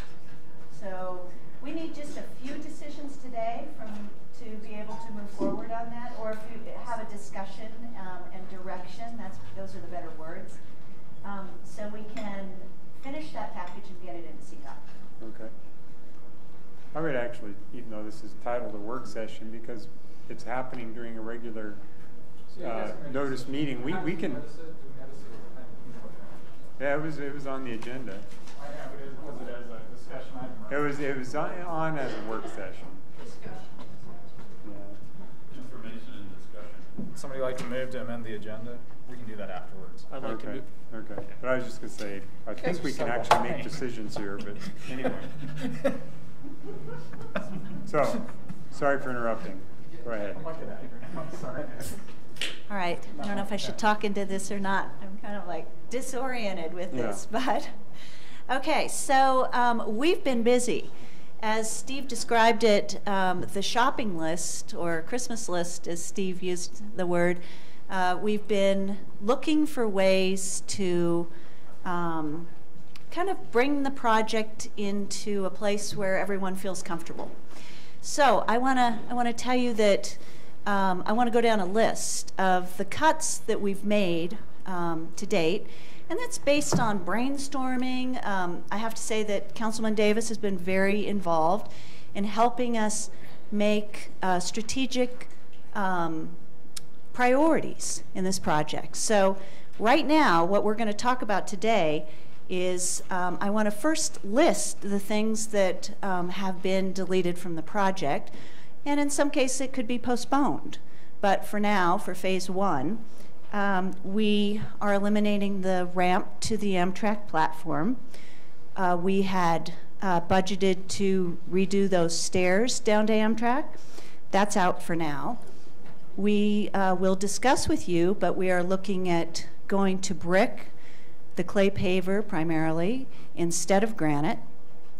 And we'll talk to you about that. The water feature under the bridge has been eliminated. We will be looking at a surface feature that we can then discuss with CDOT. We don't know if that'll fly, but the one that has been shown will not fly. We have reduced our paving area and created more soft space, which again lowers our cost. We have concrete areas on either side of the road, which are can be used, they're 3 foot wide, they can be used as bike lanes.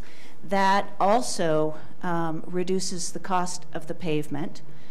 We have been working closely with CDOT to install the entire area in that red dashed line, which if you look carefully, that's a big chunk of the project. So CDOT will be installing that, and that's all in their contract. I want to say that. We have reduced our waterproofing underneath the bridge.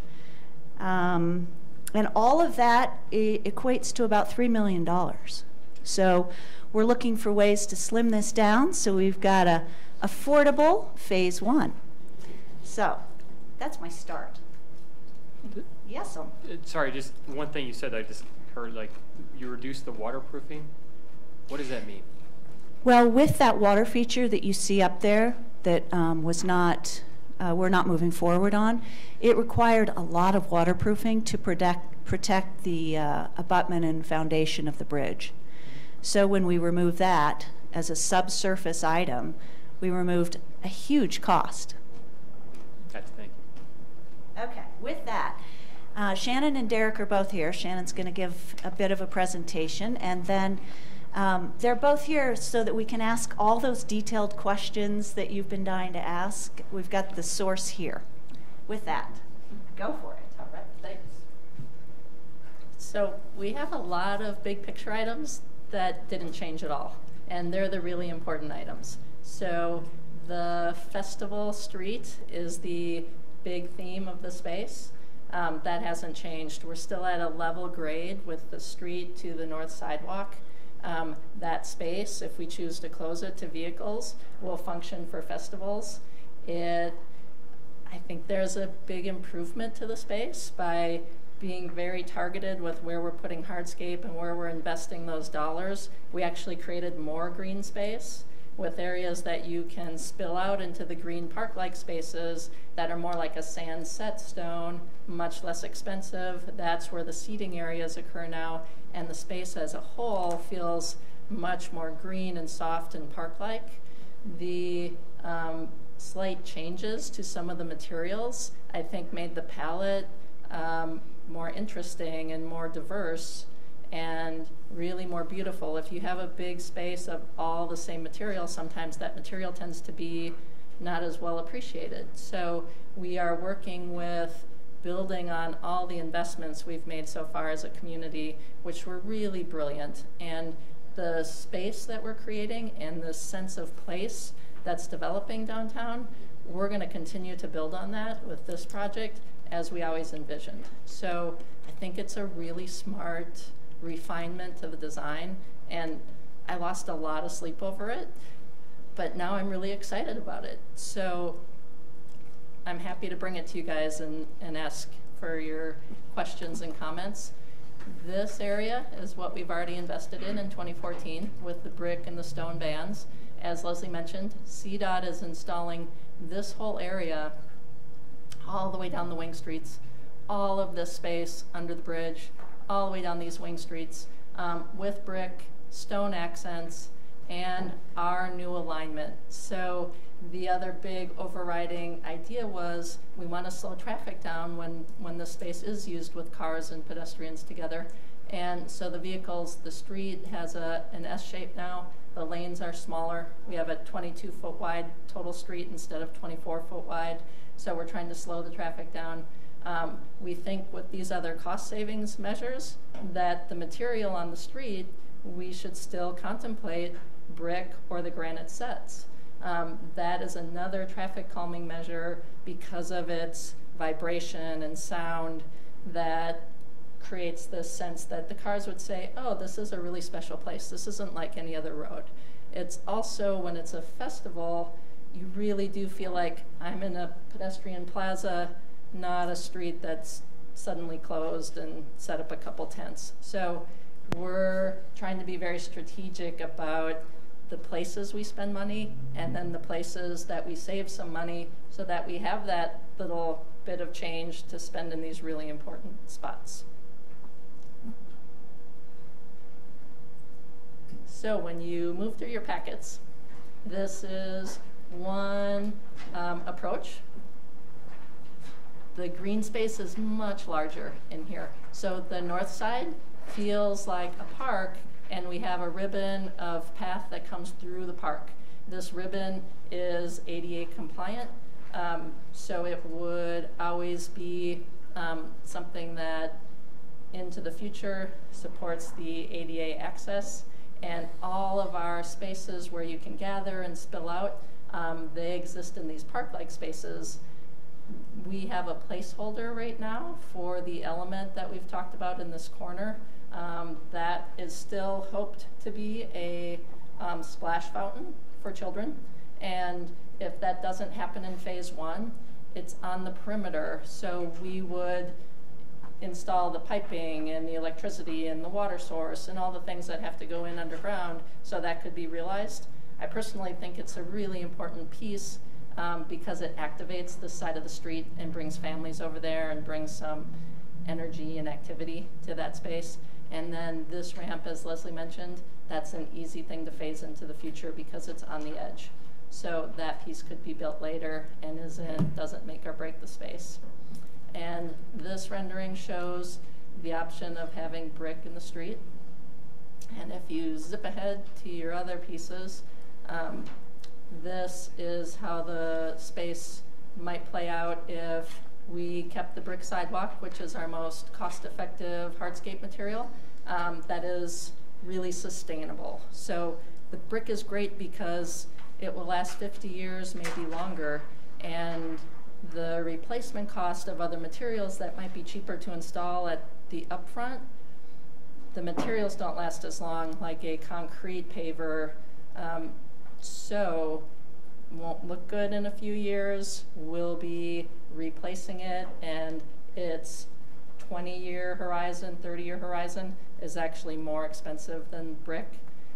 The next level of material that's even stronger is the granite. So if we want to still consider granite in our pricing, this rendering shows how beautiful it could be if the street were still granite sets, like we did in Boston and New York City at the turn of the century, and those streets are still with us today and functioning well. We would keep our brick walkway, so we have this aesthetic of the pedestrian way through the North Park, and so this is how the two materials would play together in that scene. So I want to catch my breath and open it up for you guys to have questions and comments before we sort of talk too long. One quick question on the brick option where we're putting the brick in the street. I know with the granite we were going to be getting our obtaining our center stripe with a different color granite down the middle. It appears you have something similar on the brick. Is that a granite stripe down the middle that provides the center line of the road, or is there another material? Yeah, so my Christmas wish list is that the center line is still granite. We will likely price it to be just a different colored brick if it's a brick street. The palette of materials really complements each other. So things can be mix and matched if that center stripe needed to be a darker color brick or a lighter color brick if we want the center stripe to actually be a brighter color. That can work as well. Okay. So it's like having Garanimals clothing. You can like mix and match whatever pieces. Okay. Thank you. Shelley? I'm just curious on the cobble, on the granite cobble on the street. Is that, how's the smoothness going to be on a bicycle? Yeah, not very good at all. Not very good. No. So we tested it and installed a test sample, and I kept telling Steve Smith, don't worry, it's going to be great. It's really not. So that's why we introduced the strips on the sides. So the bicycles will have the concrete strips. That saves us some money as well, and having some concrete accents I think works well. We have it on the sidewalks right now. There's concrete at the faces of the buildings, and then we transition to our brick, you know, the clay paver sets and the stone. Those combinations of details when the materials are used in small ways works really well. So I think this evolution accomplished a lot. I think Steve will sleep better. And we saved money. That's quite a bit of square footage of a more expensive hardscape material that we're no longer contemplating. Right. And it functions really well. And then it serves as our ADA access way when we have festivals. Okay. So through the street, we have the two bands that are really accommodating to people with disabilities.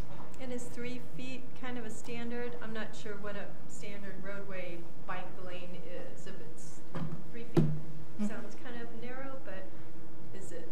Yeah, we have really good cyclists here.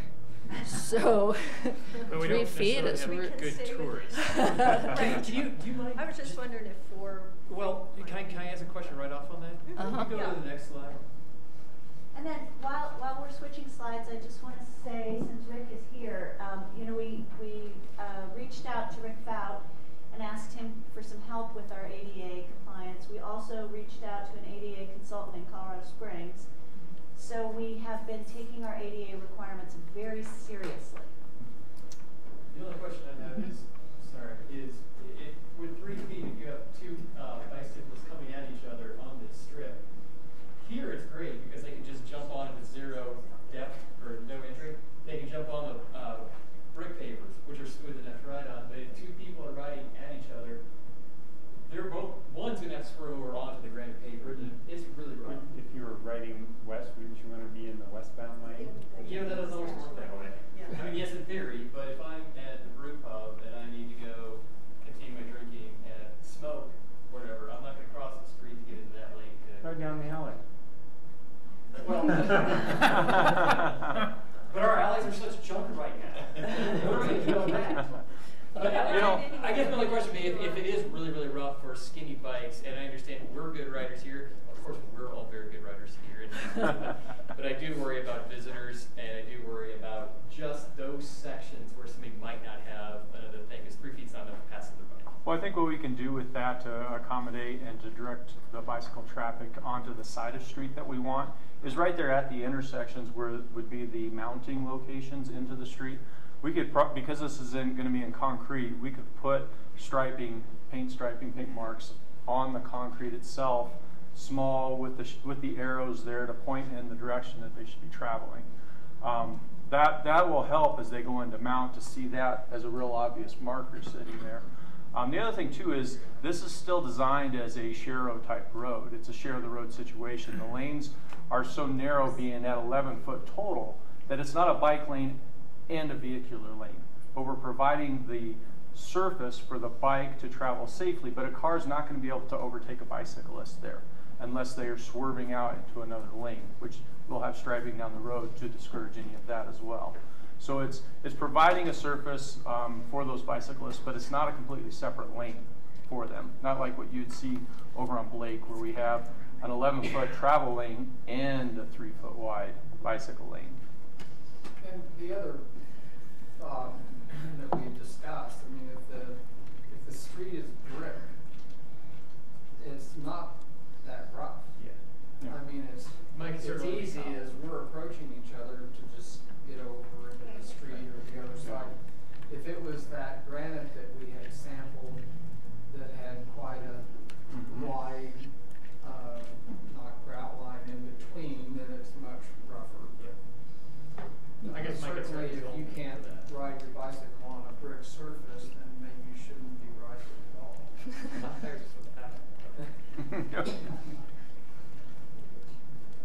We'll study that.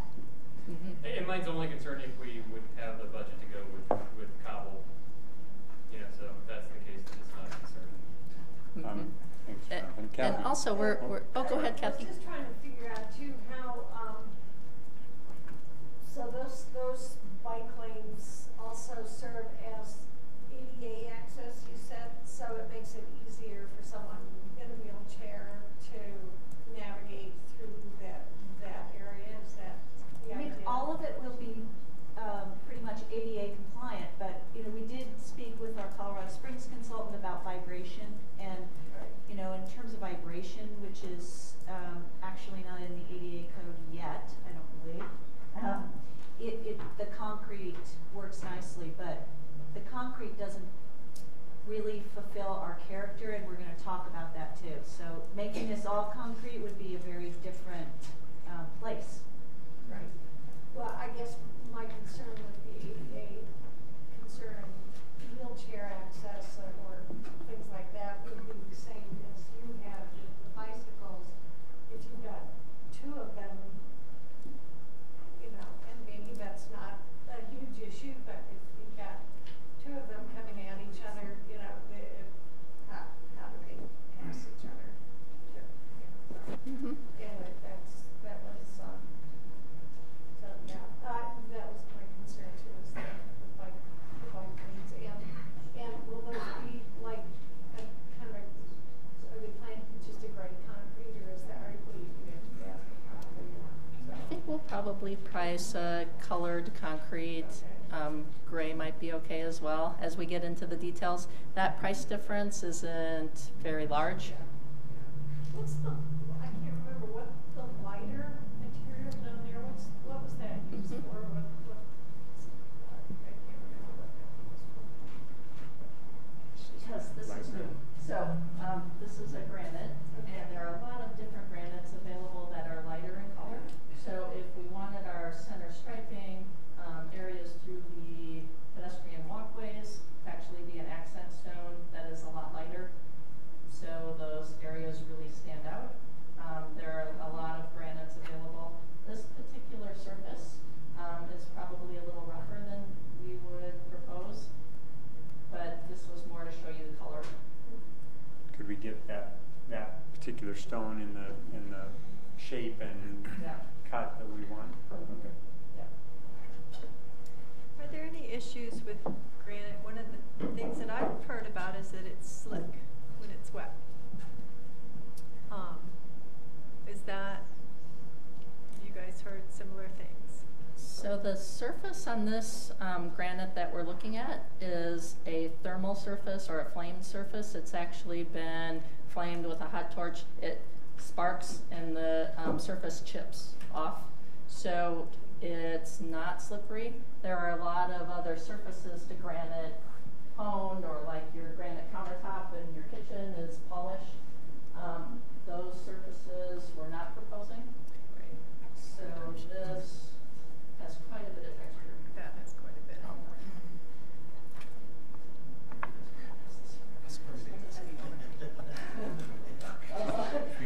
That will last for centuries.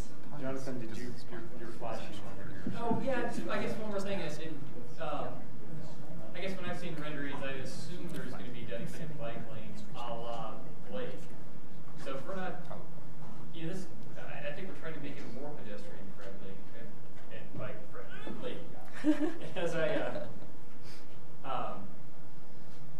you know, if we're only having 11-foot wide lanes and it's going to be shared lanes, are we missing the opportunity to create bike lanes? Because, I mean, we just got done talking about pedestrian bike conflicts, and, you know, bike vehicle conflicts, I think, are even more important to address. So if we're not grade separate, which is great, I don't know, are we just introducing a little too much conflict into this area if our goal is to make it more pedestrian? So it's a good question. This is a unique space. It's a festival street. When there are cars and bikes using it, it'll function very much like some of our other streets where they really are sharing the lane. But I think the cars will be driving much more slowly on this part. The curve, the textures, and just being in this space. I think bikes will be our fastest moving vehicle through this space. They'll probably be faster than the cars, frankly. So the pedestrians are really in the park spaces and here, so it's more bikes and cars when it's that use. If it's a festival, and depending on if it's a big street dance, people would probably have to dismount for a big street dance. If it's a different kind of festival where this is set up as a more of a movement way and it's pedestrians, I think bikes and people would be walking in this space together. I think it's going to morph into whatever use is happening at the time. The proportions, if we start widening this total width of, you know, shared bike vehicle, I think it might encourage vehicles to drive more fast in the space. So that's a concern. We're happy to look at it from a designer perspective. The proportions are really nice. By keeping our lanes a little more narrow, we gain a lot more green space. So, you know, keeping this corridor a little tighter maybe makes everybody a little more cautious and gives us more park. Yeah, I guess, you know, I just tend to ride my bike on Midland where the sidewalk is really narrow. It's very difficult sometimes to pass other things, and, you know, obviously on Midland it's a lot more traffic than here. So I'm just kind of more thinking from the bicyclist perspective of, you know, even if you took those two bike lanes and made it into one and put them on one side, I don't know. I've come close enough to clipping mirrors with my handlebars driving Midland, trying to pass a car that I'm a little shell shocked of. So maybe that will not play out that way. So there is a state regulation, right, that a car can't be more than 3 feet from a bicyclist? Is that factored into some of the dimensionality here? Not specifically that was put into account there. We're aware of that as well. But again, we weren't trying to make a separate bike lane. We're really considering this to be a share of the road. Signage as such on the edges, on the roads itself would indicate that as well. We're trying to keep markings as much as possible off the surface. Now that we've got concrete introduced into this in the bike lane, we can do a little bit in there. But really we were anticipating that we would have standing signage that would indicate that this is a Shero situation. But by that same token, if there is 3 feet give, there is no chance a car is going to be able to pass a bike. A slow-moving bike will hold up traffic. There's like no scenario where an 8-foot car, car has 8 feet to get by. Unless the car wants to go in completely the other lane. I encounter that a lot on Coach Miller Drive around the high school. There is no sidewalk there. Often I will encounter a bicyclist riding along there. I'm not quite sure always why, because there's a bike lane, bike path just on the other side of railroad tracks. But if there's cars coming, I stay behind the bicyclist. If there's not cars coming, I go in the other lane and pass them. Sounds like these cars are causing a lot of problems. We ought to just eliminate them. Driverless vehicles. Mike, I'm curious to hear what the other EPA members think of the revisions and kind of your feedback. I would agree. What do you all think?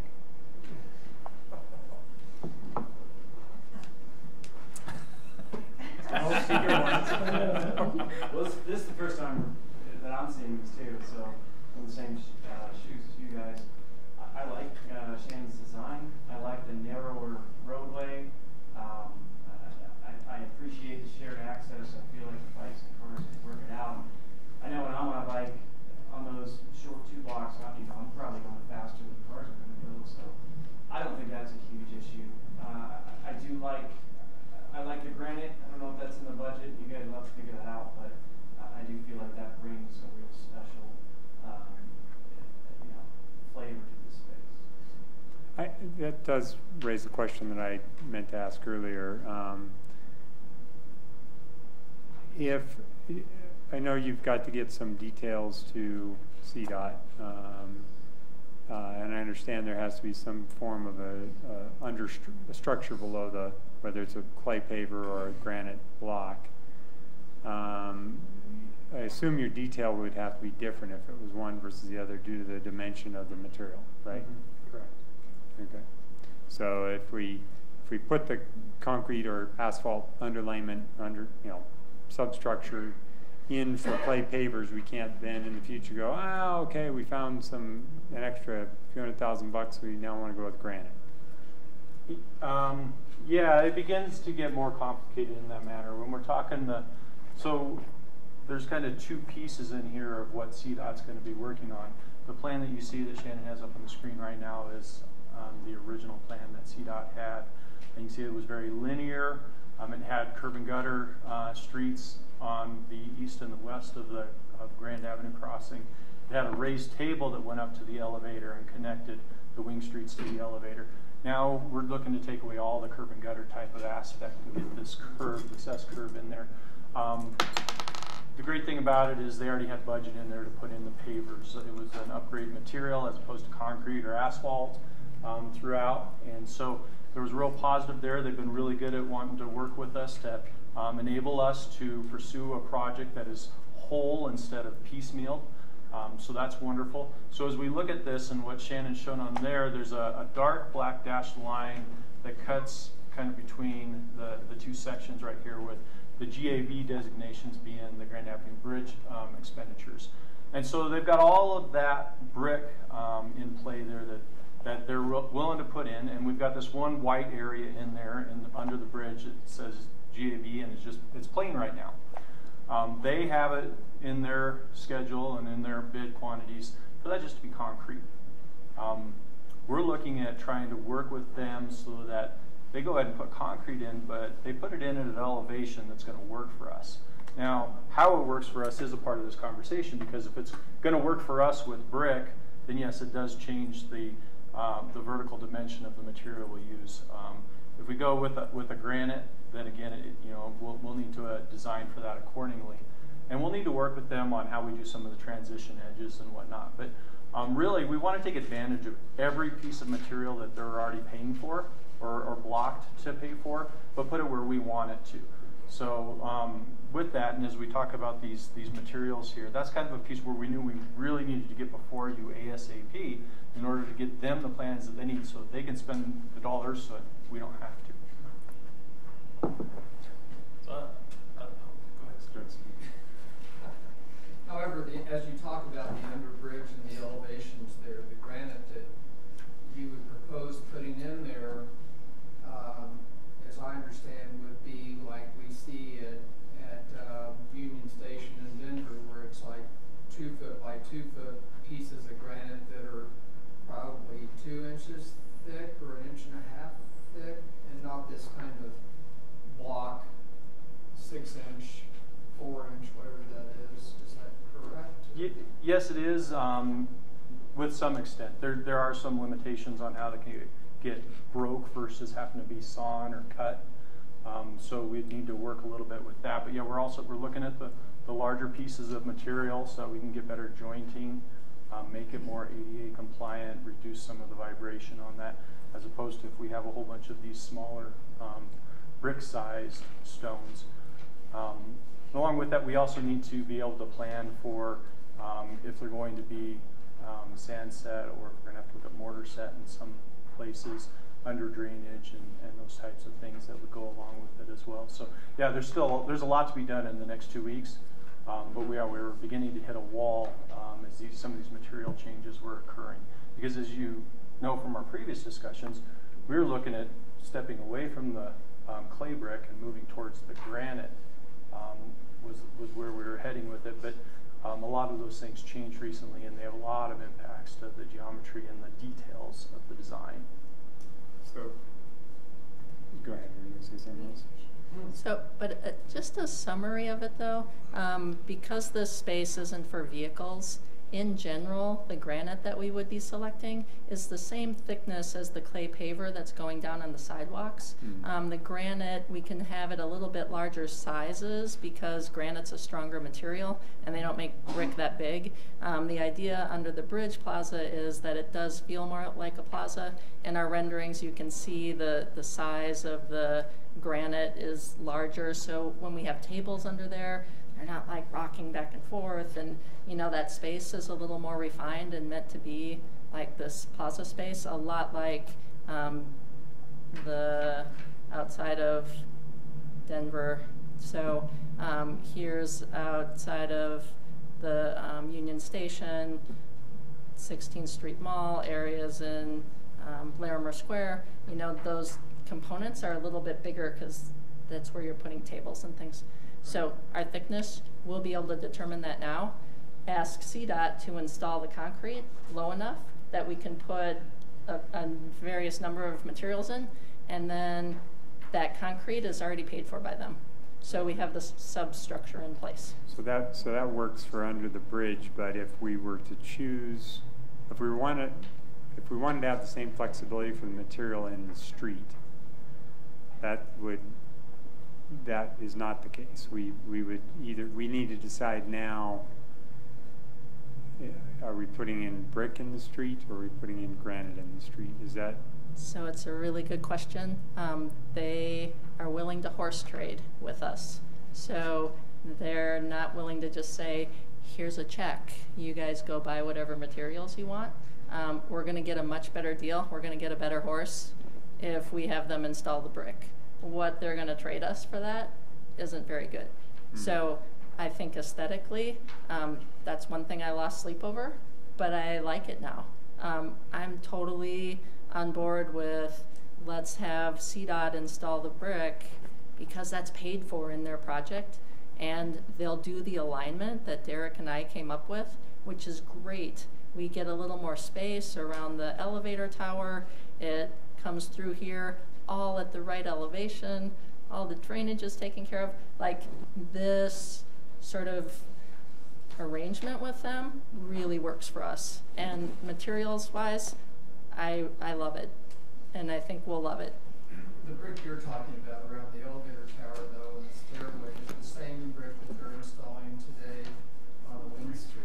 Correct, yep. But as they come across the street, it's not that same material? It will look the same, but this will have vehicles on top of it. Right. So I have not been able to verify their detail. I'm hoping they've drawn a detail that this brick will be vehicle rated. There are different thicknesses to the same brick. So the one that we're using in our pedestrian spaces is about this thick. A vehicle rated is about 3/4 of an inch thicker, not a lot thicker. But these are newly produced, so they test them and they do have ratings for vehicles. CDOT being the Department of Transportation, they've probably accommodated that. But we'll check it.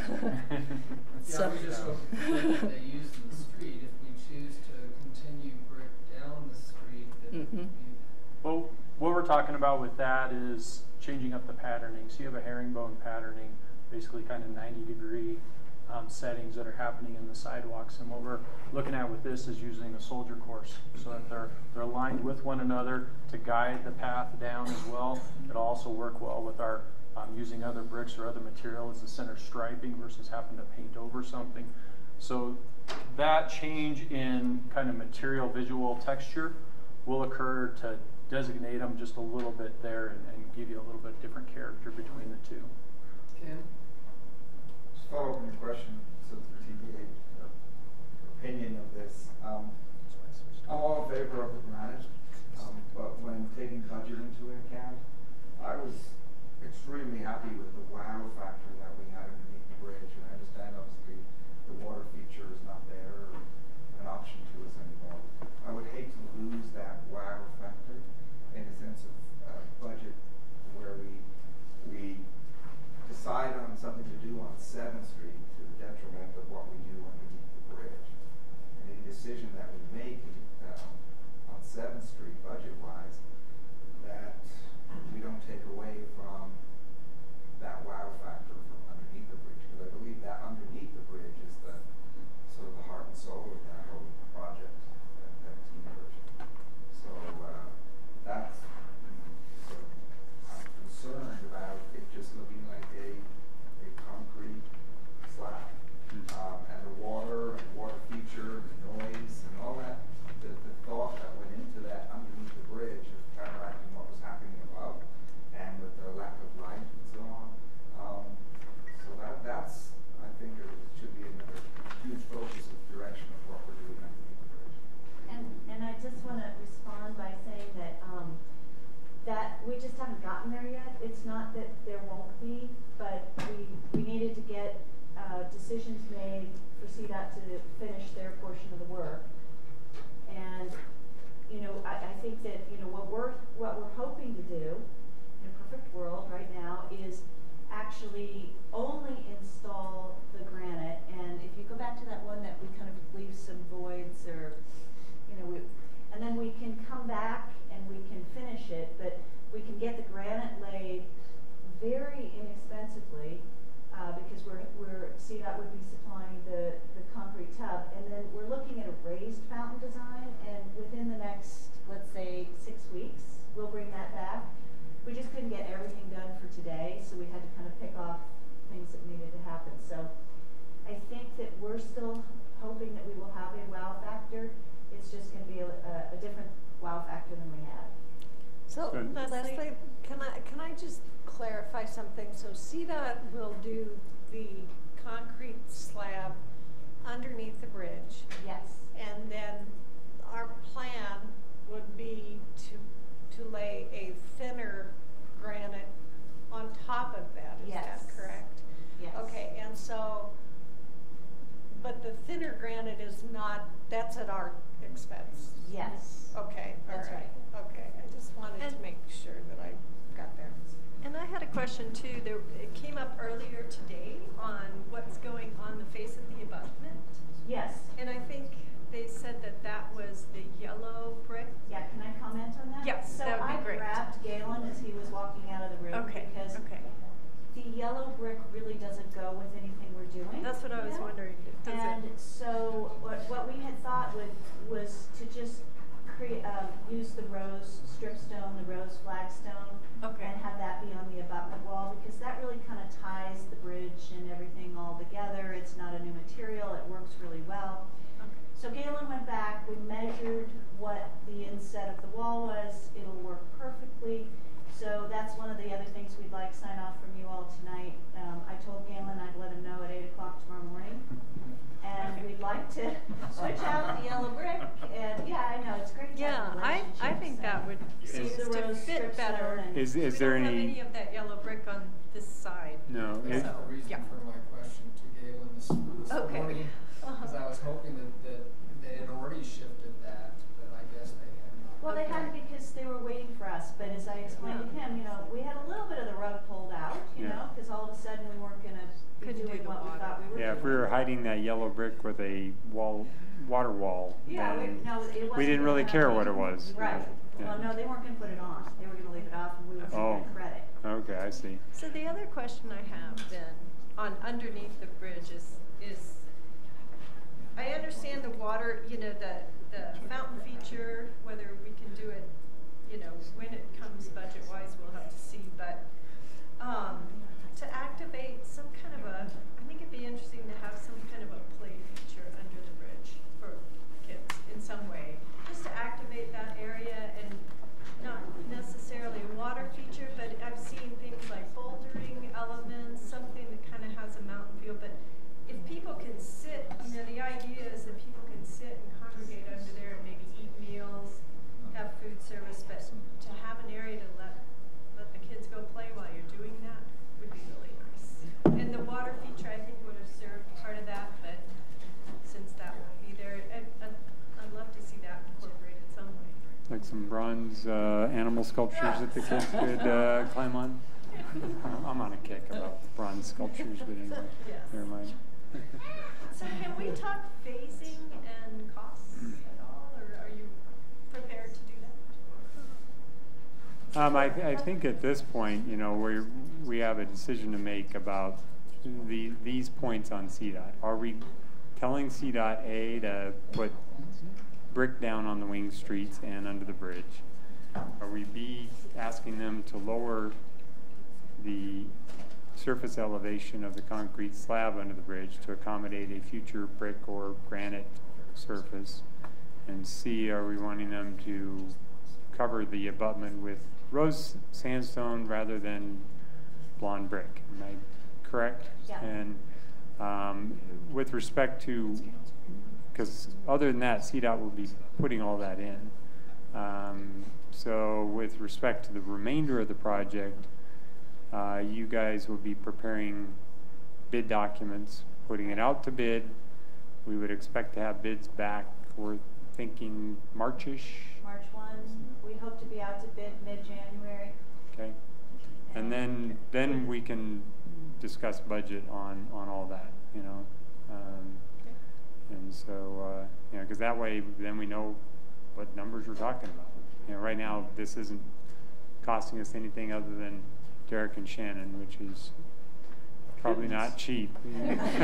Pittance, like nothing.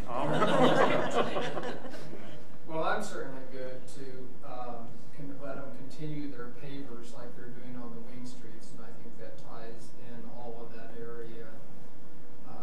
I think it would be tragic to have them pour a great concrete slab under the bridge. I think we should lower that elevation to accommodate any kind of paver of our choosing at a later date. And once they're finished, hopefully we can do that sooner than later. We don't want to keep that area fenced off any longer than we have to. Right. I think Galen said earlier we could hopefully by Christmas get maybe that scaffolding removed, and people are really going to be wanting to utilize that space in whatever condition it is at that point in time. So We have to have a place to put the reindeer. Pavers in there. The reindeer. Yeah, exactly. But for phasing, Shelley, we've also talked about getting the framework, getting the infrastructure, the street surface, the sidewalk surfaces, you know, all the surfaces down. Right. And then coming back in 2019 and doing all the landscape. You know, we have some boulders. If we do a water feature, if we do a splash fountain, all those elements could be phased into 2019 if that was the decision. So we are looking at how we can continually add to it, or we can have, you know, our framework, you know, to give us some flexibility for financing over time. Not putting ourselves in a corner where we have no flexibility in the future for other options. So are we saying yes on the changing the abutment brick to stone? Yes on the lowering the concrete. What was the other one? Yes on the brick in the roadway underneath? Within the red dash line. Within the red dash line. Yeah. Okay. Yep, and yes on lower the concrete slab to accommodate a future. Because, just for clarification, brick in the red dotted line now does not preclude a future conversation, at least in this drawing, of granite. However, if we did granite now, we would be tied to having to do granite regardless of what approach we took. Is that correct? Sort of, and it's even a little more complicated. That's okay, because never mind. Okay. So Okay. are we also saying yes to the concrete bike lanes? Because I kind of like those. Well, at this point, not really, because that's other than the little strip that's just right there under the bridge. Right. Yeah. You know, if you know, we go a different direction out on 7th Street. We'll have that there where they'll be there. So when we talk about lowering the elevation under the bridge, are we talking about lowering it to level? Or you're still going to have some slope to it, or? It takes a little Derek's magic to get, because it has some stairs in it right now. You know, the CDOT plan had stairs to accommodate the grade change, but yeah, we've got to play with that because the water feature was going to accomplish a lot for us with that and the bridge. kind of maneuvering people around the pinch point right at the abutment, taking them through the water area as opposed to kind of just a straight shot where you're watching your head, or even though it's 8 feet, you know, it's still going to feel like you're hitting a vertical pinch right there on the east side. So we've got to work out some of that and really try to figure out some vertical magic in there. Because yes, we could still grade it from one end to the other. It'll work, but we want to make sure that, as Shannon's really trying to put some vision to this and make it special, not just make it a path, that we work to accommodate that. So we've got to give her a chance to play with that right now. I don't think right under there and the pouring of the concrete is as critical to CDOT as knowing what the road is and the materials going into place there. We can keep them busy enough with a 95% set of plans that includes everything but where they're going to put their sub-layer concrete, and it'll keep them busy for months. But they need to know in 2 weeks where they're going with this so they can start ordering materials and get them here and on time, and they can get concrete from anywhere. So that piece, I think, is on our side, at least to buy us a little bit more time while Shannon continues to rework the vision and make it something that is unique and something special. And then we'll come back to you when we've got that together for the underbridge. Eric just reminded me of another issue because of that right up against the abutment, that ceiling, if you would, the plaza area is so shallow. Are we going to be putting graffiti coat on the ceiling, on the bottom of the vehicular bridge to keep idiots from sagging it? I'll send an email tomorrow. Yeah. Good point. So we really, from the original CDOT plan, haven't changed the materials at all. What happened is, because we've had so much discussion about changing that material, we left them not knowing which way to go. But we're not changing the material so they can continue on as they were in the beginning. Exactly. But in a slightly different alignment. Right, because we got a curve going in there. But this is actually the best direction we could give them because it's really no different than they thought they were going to do. But it's possible, and I want to say this, you know, so they haven't ordered this, and whether the numbers, because I was warned by Josh that whether the supplier held his bid numbers, right, on the clay pavers, or whether is that going to increase by 3% or something, you know, so we'll have to see. Because they didn't order them because we didn't know what we were doing. So there may be a small charge to the city, perhaps. Maybe. Or to the overall project. We'll trade out the staging that we got for 7th Street that they didn't have. We have a few other horses to still trade with them. There are bollards proposed by them that are these masonry structures with brick. So there are a few things that we're not having them install. So we have a couple horses left in our stable. Are we not adding them, or are we just changing them out to more of like a wrought iron type bollard or Correct. something like that? Yep. Correct.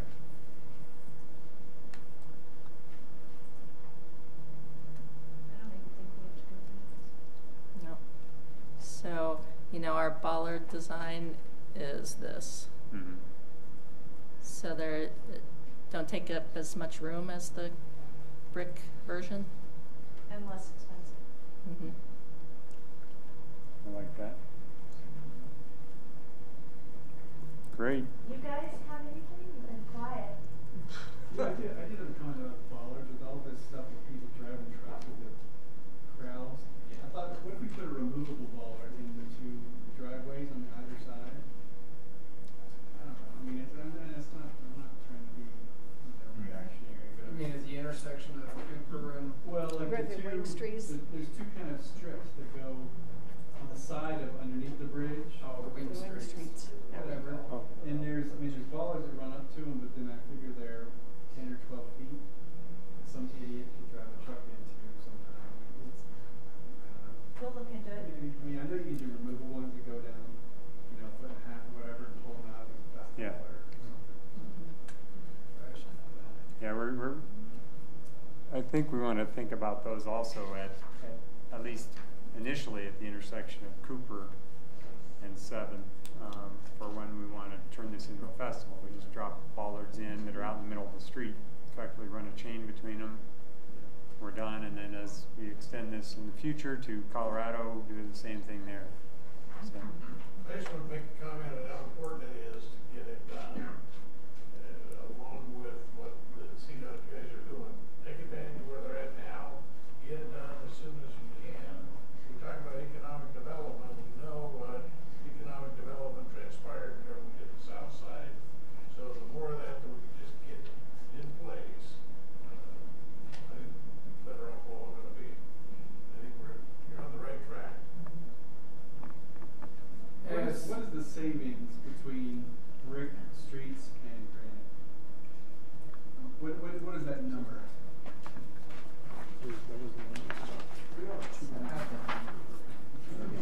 Because now CDOT, they're putting in brick in the street. Is that correct? Yeah, This is a little, now. this is a little different though, Leslie. Yeah. So at install, it's 70 feet between. let's see, Yeah. 168 versus. I don't. For me, Yeah, it's no, I think that's a good point.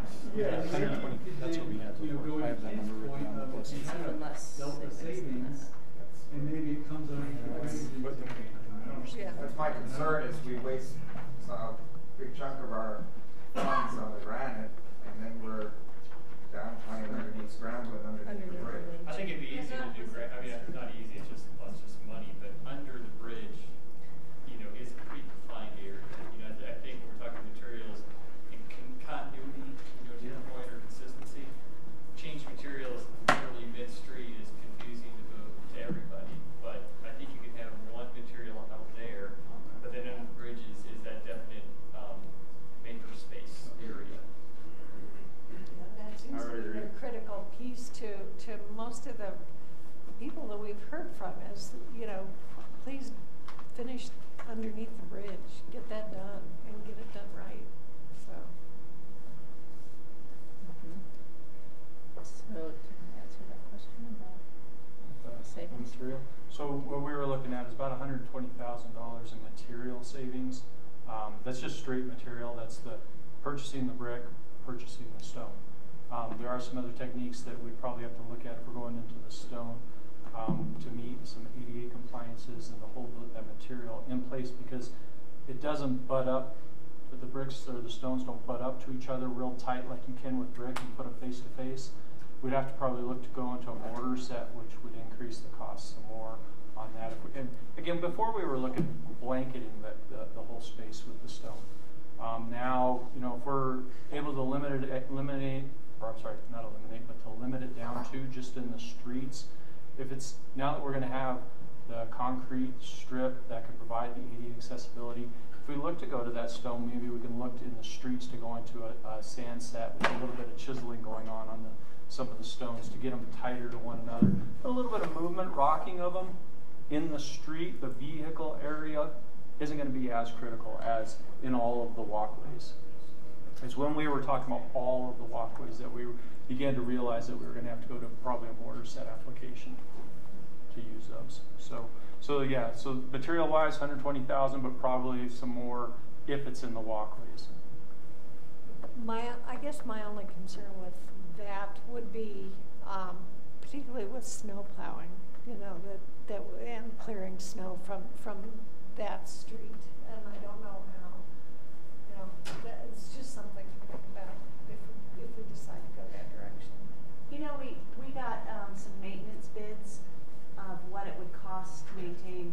It was actually the previous design, and the contractor that gave us the bid said that he would put a different blade on the front of his pickup.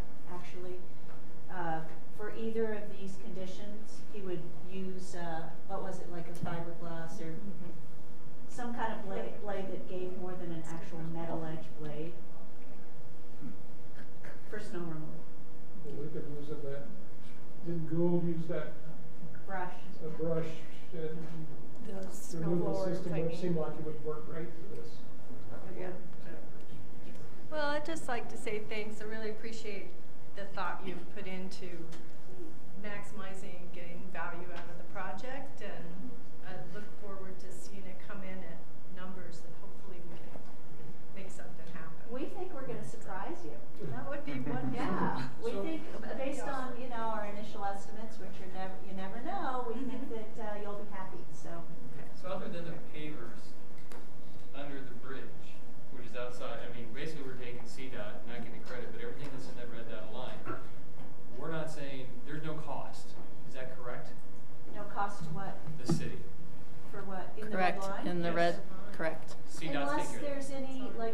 charge because we have to order the material now instead of 2 years ago? You know, Sure, so 3% minimal. there, and then there would be, you know, whatever we do under the bridge, granite, platinum, brick, whatever we do there, but that's on us. Gold block. Yes. Yeah, platinum.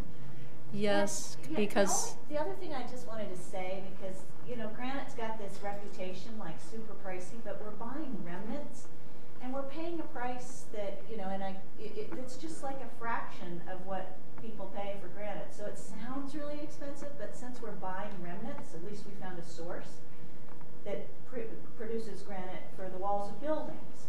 And this is their remnant, you know, it's just, yeah, it's not what we pay on the open market. And I understand that that's the case with these blocks in front of us, that if under the bridge we go to a 2x2 saw cut, That's a good question. then that's a different animal. Right. It's not a remnant piece, and certainly is a much nicer finish than product than what this would be under the bridge. it's slightly more expensive. The bigger sizes, they do have to fabricate them from a bigger chunk of stone, so you can't just make it from remnants. It can be more thin because it's just the pedestrian space, so that helps offset the price. It's not double this, it's just a little bit more expensive than this one. Right. I think we need to design it as the car is going to drive on it, because the car will drive on it. The 2-inch, I guarantee it. We know it, but we know it. So I'm just saying. Well, there is going to be a row of bollards all across here, so they'll have to be removed and taken there on purpose. Well, one of our ideas, we threw out all the ideas of special events. We talked to the food trucks, and we talked about all that area. So I think that should be taken into account of Like a special events. Yeah, totally agree. That's kind of So like light our vehicles. pedestrian bridge with the weird Brazilian wood on it. My understanding is we can drive a pickup truck with a plow blade over that. You don't want a cement truck driving into it, but you know, so I would imagine, while it may not be H20 loading, it would accommodate a standard maintenance vehicle, would be my guess. Shannon, you haven't probably gotten to, you know, okay, if we do granite underneath the pedestrian bridge, are you thinking of like a design underneath there, or have you even gotten that far as you know, a pattern or a design or a Yeah, so we are starting to work on that, and totally agree with the comments that having spaces that are fun and active for kids are really important under there. Water has been everybody's dream. It's been on all of our Christmas lists. We're going to find a way to design it so that CDOT will approve it. We're anticipating that if we can do water that's a freestanding kind of thing, that if it leaked, their concern is if water's leaking, it's getting to their footers of the bridge and they can't see it. If we can design something that if it were leaking, you'd see it come out onto the surface, we think they would approve that. So we want to have water under there too. So yeah, we're already working on, you know, what are the patterns of the stone, what's the layout of the space, given the new direction that we have to go, and it has to be brilliant. And so that's the next thing I'll lose sleep over. You know, like it's an important space for us, and we'll come back to you guys with some ideas, but we're already working on it. Shannon, can I also say, can you go to the slide? I don't know which one it is. It has some plantings on it. Bricks with grass.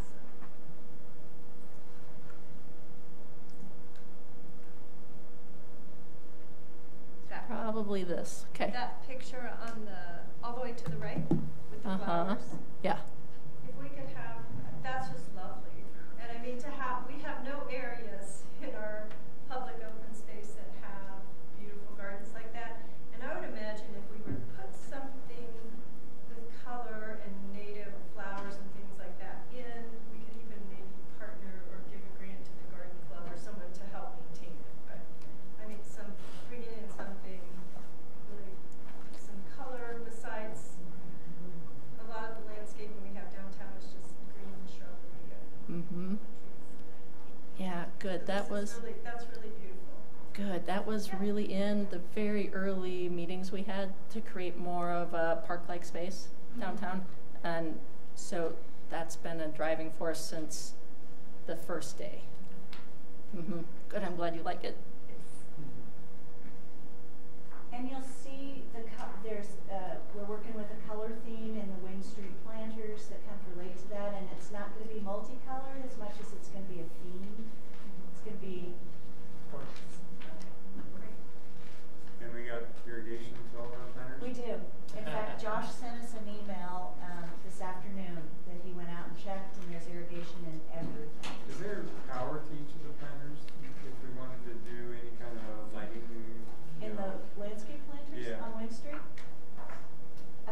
No, but you can pull power off any light pole, right? But we do have constrained power issues, though. I mean, we're already having trouble with lights that we have out. But the other thing we have is we have those low lights. They're like a walking light. We have those all along Wing Street in the barrier wall. All right. Onward to the next subject. Well, you guys were asking for our comments, but I would prefer to put Shannon on the spot and ask what she prefers, because this is her design, it's her vision, and we're trying to design it for her.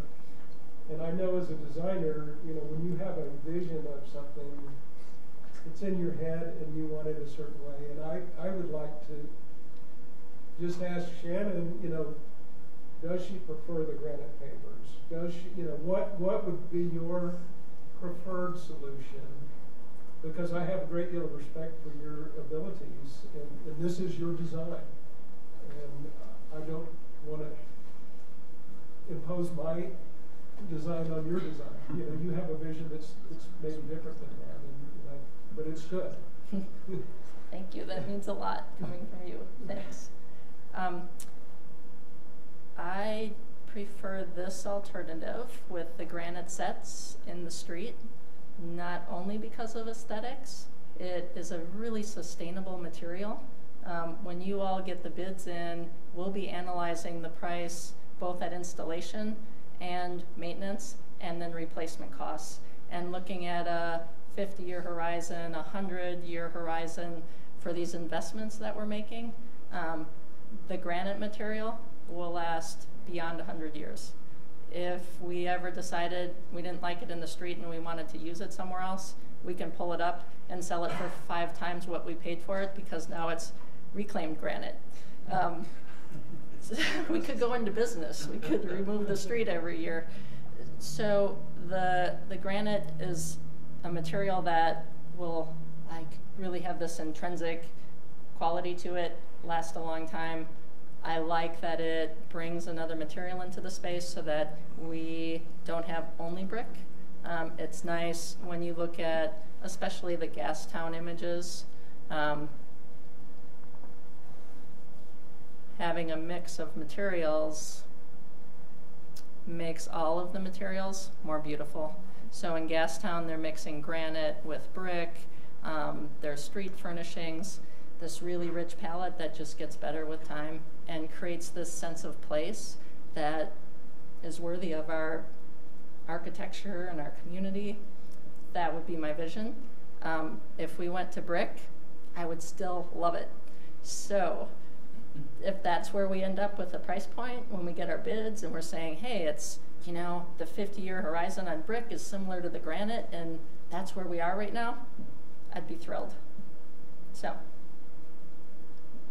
Thanks. Yeah.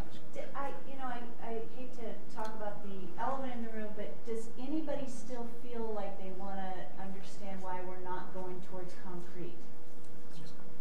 Okay, good, because we had that all prepared, but if you guys are good, we're good. I'm thinking a dirt road.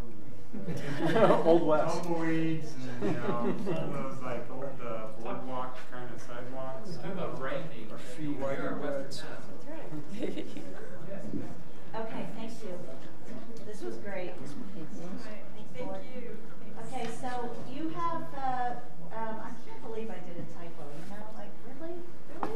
But you have 2 proposals in front of you, and it will go to Ricky Smith, and it will go into a boilerplate City of Glenwood Springs. But if you look at it, thing I wanted you to really grok, and so there's no surprises, is what we're saying we want. I mean, and it's so simple. It's exactly what you said in our work session, which was just a couple of items that were important. On the alley lot, which you can, if you read the first paragraph, you can discern which one is the alley lot. Do you have another copy of the alley lot one? I have 4 of the same. They're all labeled. They're all labeled the same on that. Yeah, but they have the 135,000. Okay, so let me see if I just gave you my last copy, Bill.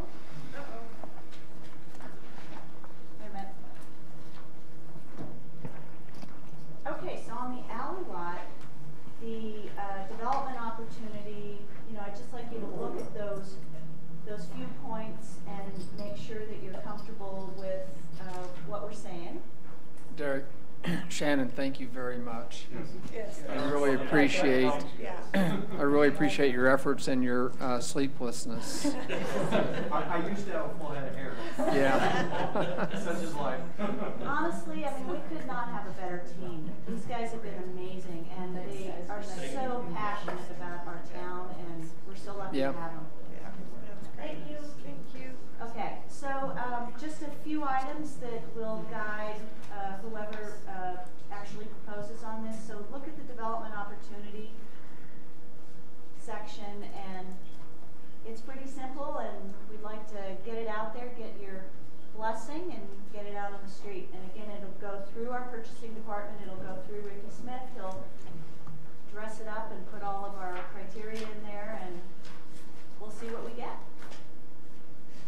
I've been developing a list of people to send it to, and sites that distribute RFPs, so we're going to distribute it quite broadly.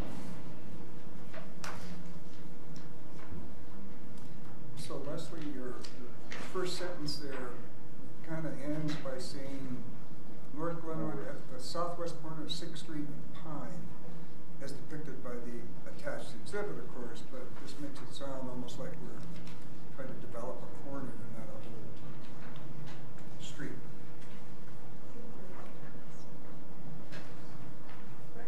Well, this one says east. This is the alley one there?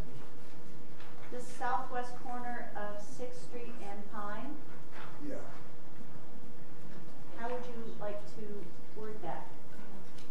Oh, well, no, it's just what I'm looking at here, which I understand to be the 6th Street kind Correct. of Yes. boilerplate.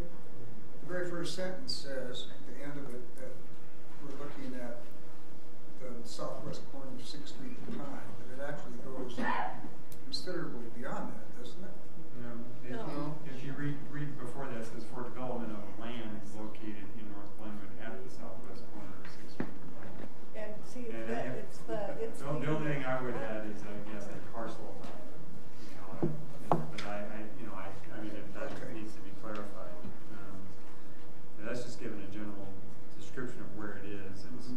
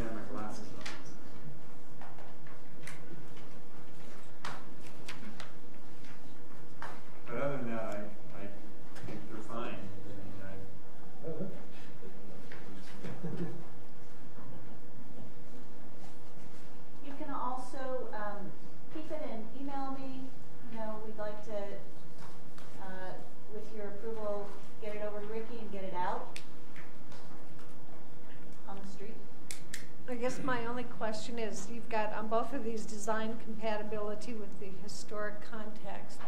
Do you want to define of the downtown area?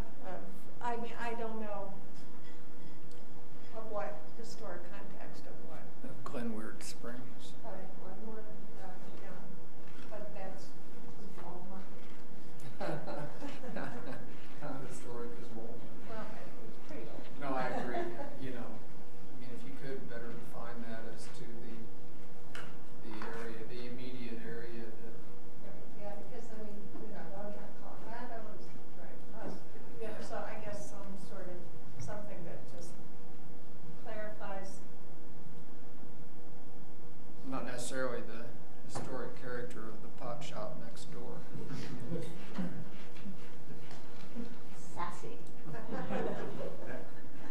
Okay, will do. We'll clarify that. Why add it? My question is, why put in historic? Why not, let's see what somebody has to mix of. I mean, we talked about that wow factor, and, you know, you look at the new bridge in Boston and how it created that iconic mix. And then let city council and P&Z and look at, our board look at what a developer might have to say, but why pigeonhole it into saying it has to be historic? I guess my Also, only, know our town. I don't disagree necessarily, other than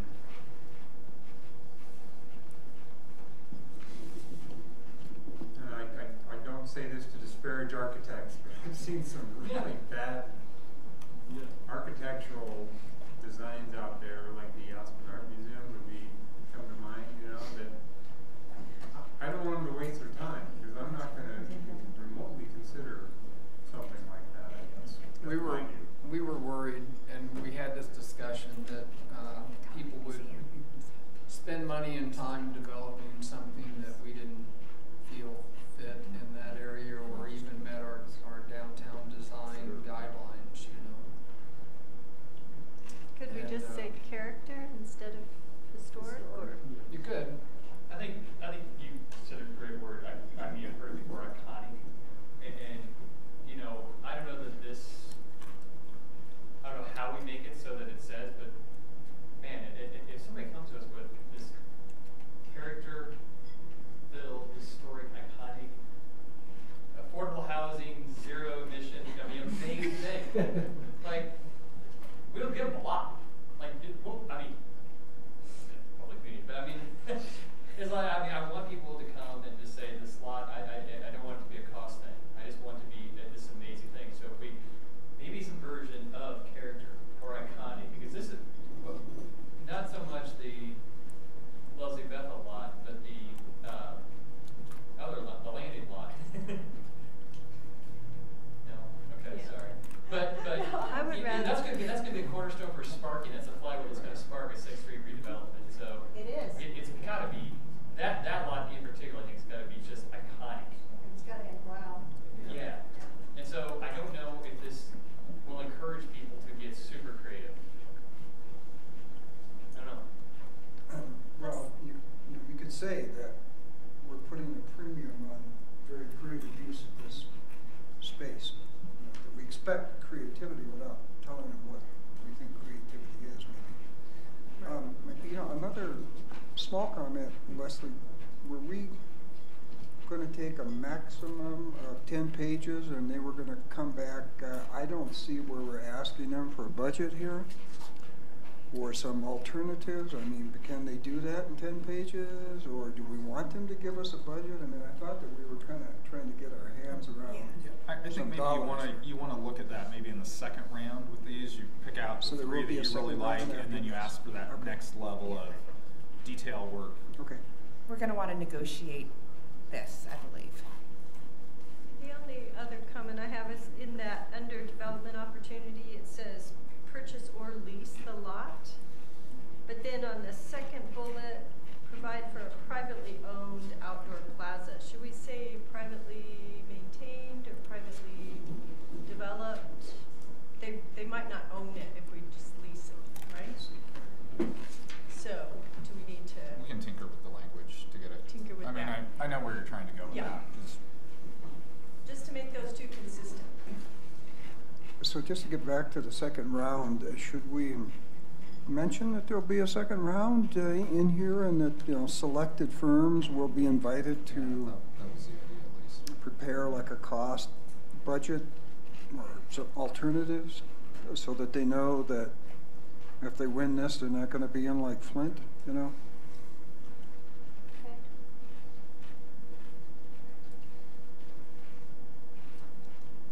Any other comments? Okay, we'll make those changes and get it to Ricky and get it out. So we'll have some things to look at. And the reason behind the 10 pages is a person that's written proposals for years and years. Oh my God, you know, you put, if you don't limit them, they put in boilerplate and it's 50 pages. Yeah, no, I'm good with the 10 pages just to sort through them. I was just wondering about the budget part of it, but yeah, no, you're absolutely right. You don't want to read a bunch of self-puffery, huh? Thank you so much for doing this with all of us tonight. You know, this direction's been really important, and we're really excited about everything we've got cooking. So the only thing that I just thought of that I wanted to ask is, you know, we have engaged an architect on the restroom. That's the one thing we didn't talk about that we have been talking about. And we have a question whether, does it make sense to design a restroom now, knowing how tight our budgets are and not knowing if we're going to build it in 18 or 19? And then, you know, we could have a change of council, right? And then maybe we could have a different design direction. We don't want to design it twice.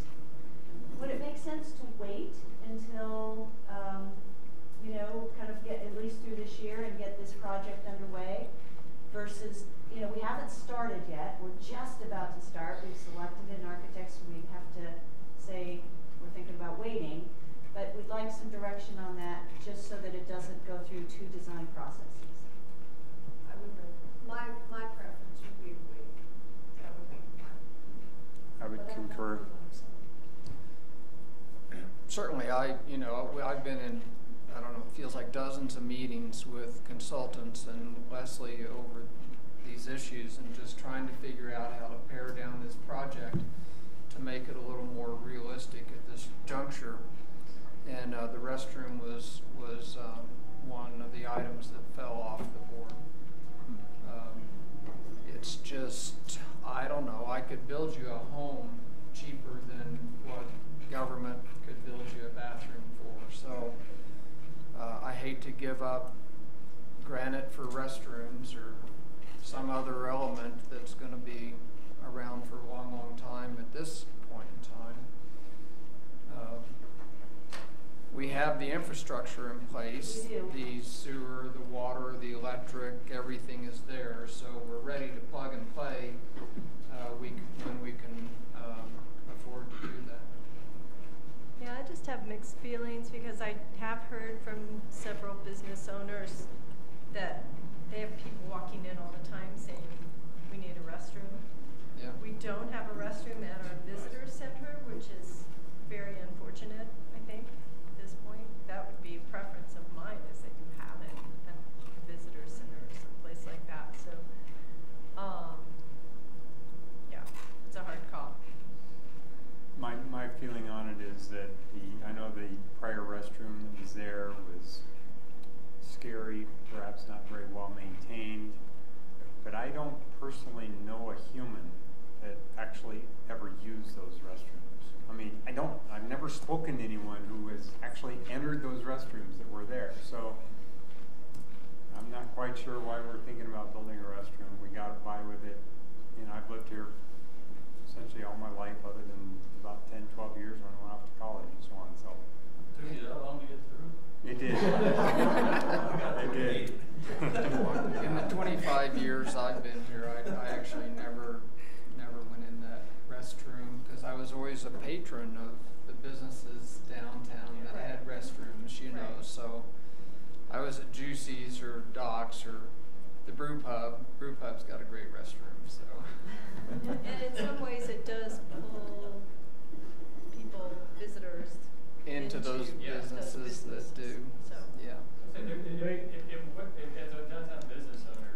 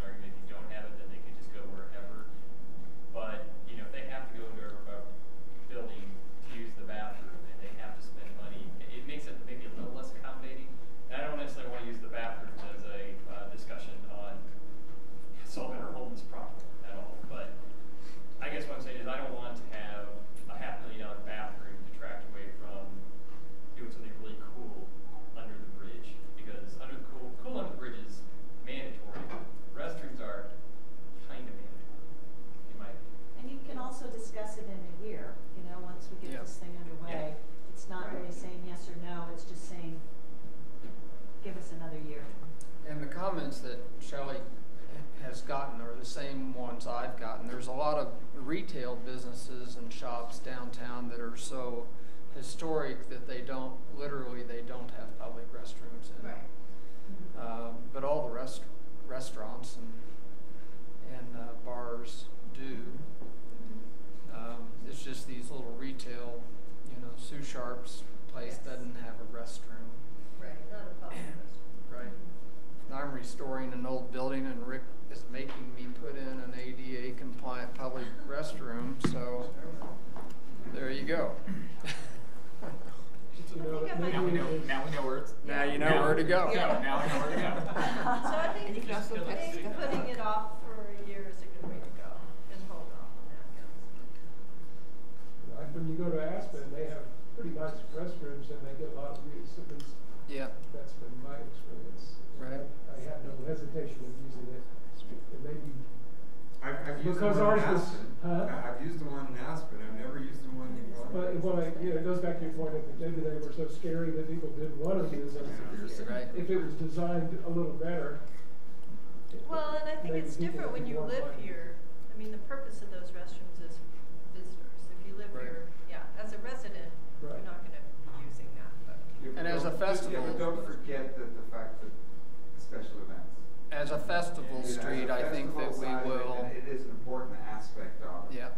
Especially running late into the evening or anything like that, where a lot of the stores may or may not close. But so putting it off, yes, but let's not forget about it. Don't lose it. But a 2-stall restroom isn't going to work for a 500,000 person event. You're going to stop to bring in.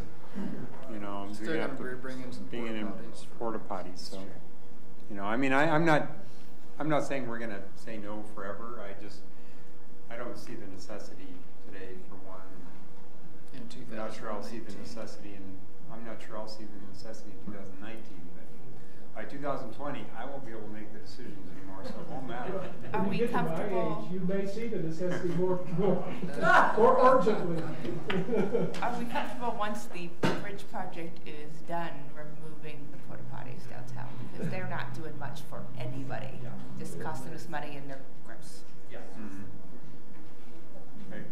And I don't want to speak for Chief Wilson either, but conversations I've had with him. He doesn't want them. Not been in favor of restrooms.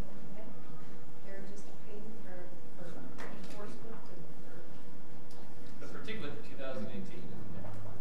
Thank you, Leslie, and the DDA board. I really appreciate you guys coming in here and spending this evening with us. Looks like we'll still get out of here early tonight. These, the DDA spent a lot of money printing this up, so take it home and frame it. And can we just give it back? It takes a lot of. No. You need to. This is important visioning, and not everybody can get the vision. But if you take this home and lay it on your table and talk to your family about it, and so that next time Leslie and the board comes before you, you'll have maybe taken on some of this vision. That'd be good for everybody. I don't know. You'll just have another packet next time I come. Yeah, thank you, everybody, for taking the time out of your day.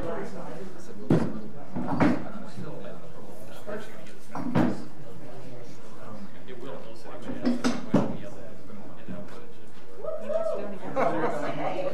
That's exactly. Then it goes to the book. Thanks, Leslie. Thank you, guys.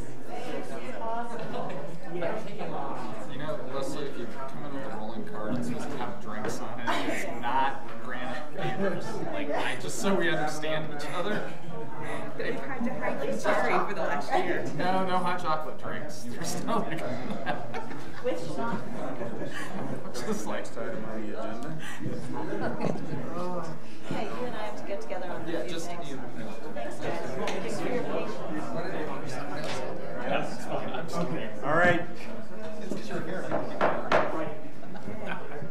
Next item on the agenda, Resolution 2017-55, A resolution of the City Council of the City of Glenwood Springs, Colorado, approving the award of a contract for demolition of the decommissioned wastewater treatment facility to Gould Construction, which unfortunately we made Mark Gould wait here through all sorts of very boring discussions. So I was going to suggest, Mayor, that we put that off till the next council meeting. okay, all in favor of tabling this to the next meeting? Just kidding. Okay. Do we have a presentation on this? We do. Well, that would be up to you. I have a short 5-6 slide presentation if you would like to see it. If you would like to see yeah, that'd be great. Absolutely. Thank you. You know, I ran on this issue 3 years ago.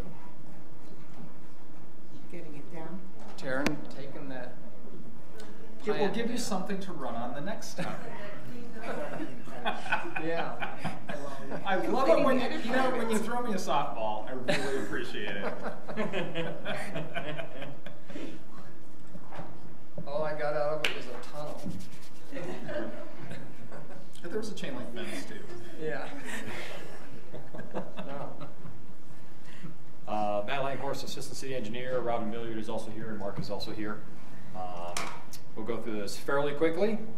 Obviously, you're aware there's a decommissioned 7th Street wastewater plant sitting there. It is adjacent to the parking lot, the new lift station, and then across the railroad tracks is the old plant itself with the clarifiers, the drying beds, and those things. So we'll go through very brief history. You know, that plant was really decommissioned around 2012.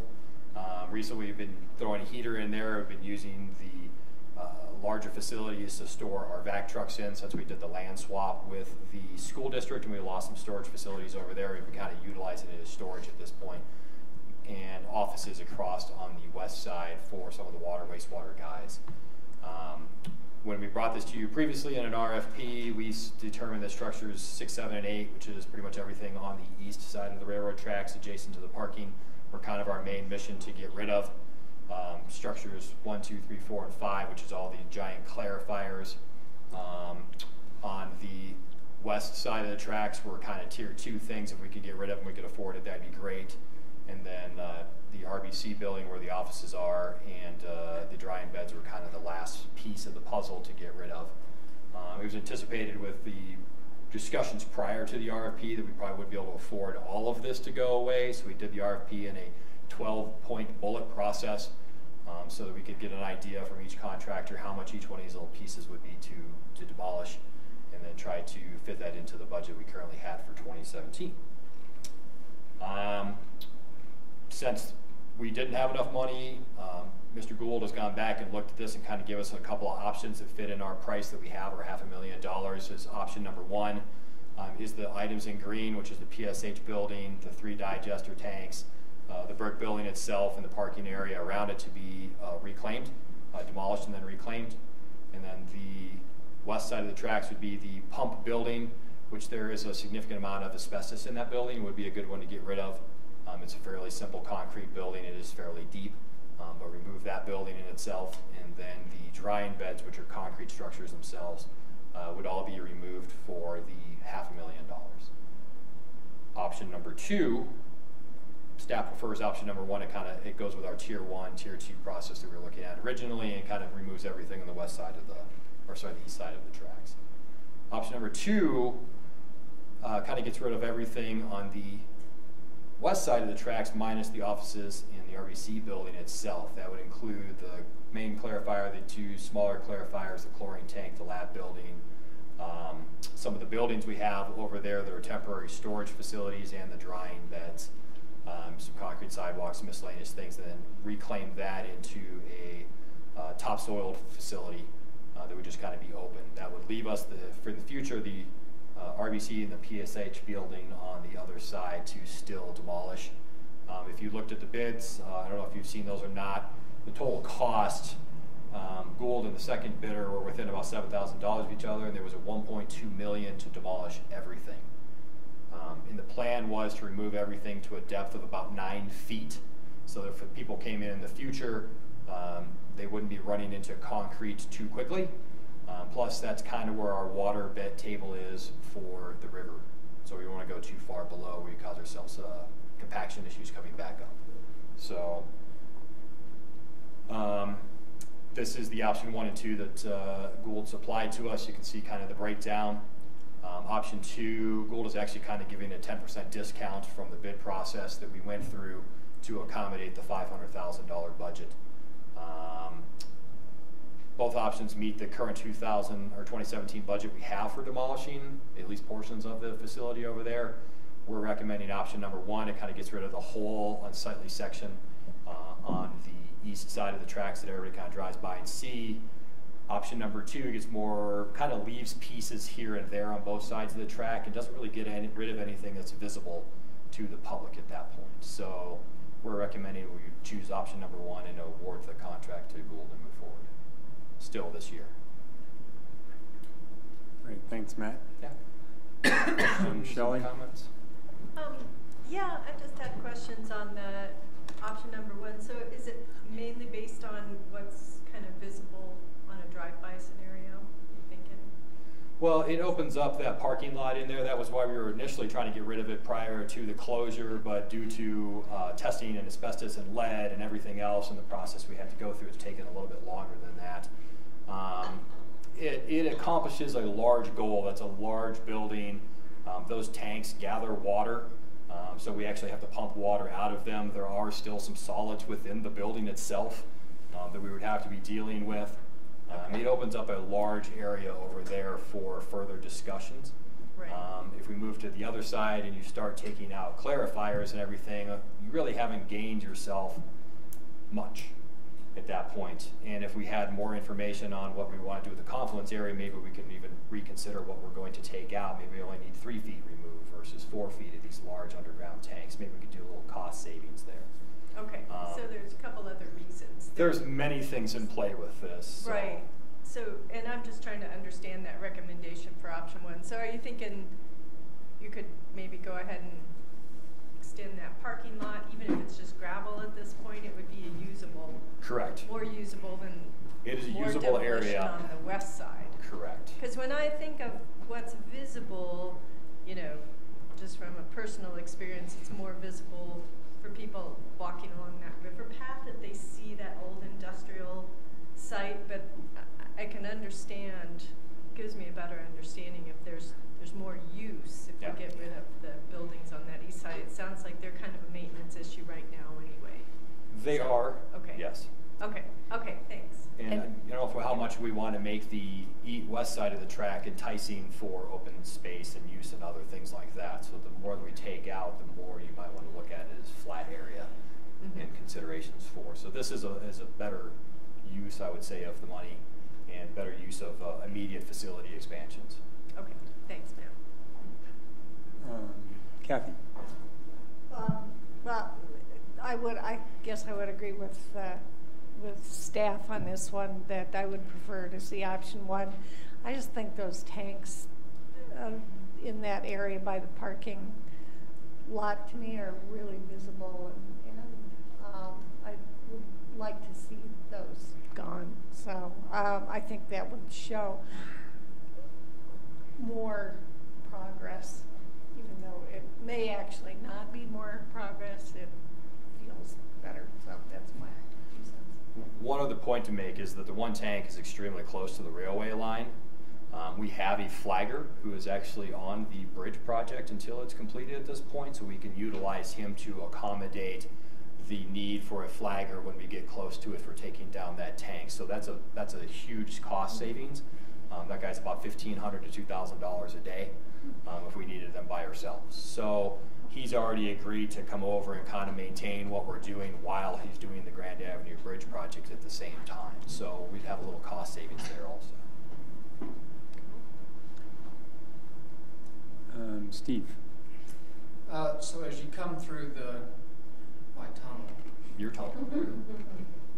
There's a lot of Davis Memorial structures. Yeah. I was just saying there's like the Davis Memorial Bridge, you know, tunnel.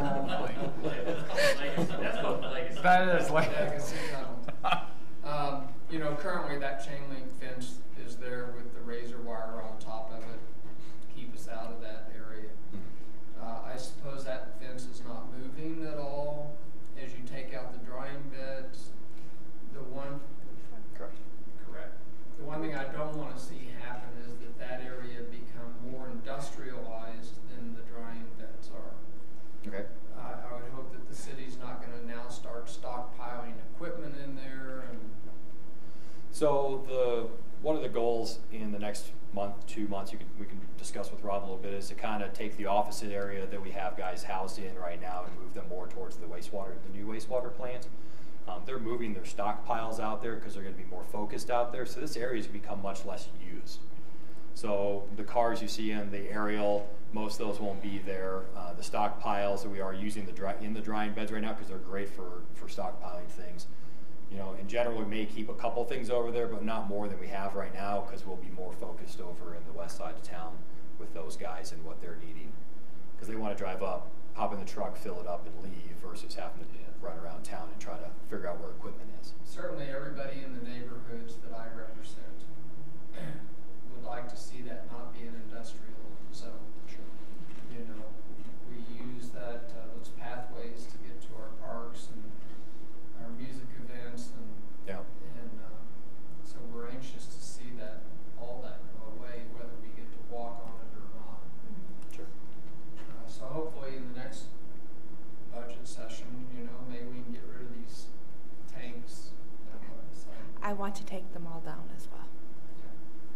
I think that, I mean, cleaning up this area, when we talk about downtown economic development, is our best bet for some actual new sustained revenue. Yeah. Mark, thank you very much. Mark did want to try to sell option 2. That's why he kind of sat here for a couple of hours. So. Well, I just, Mark, could you come on up? We got a payment plan on that? So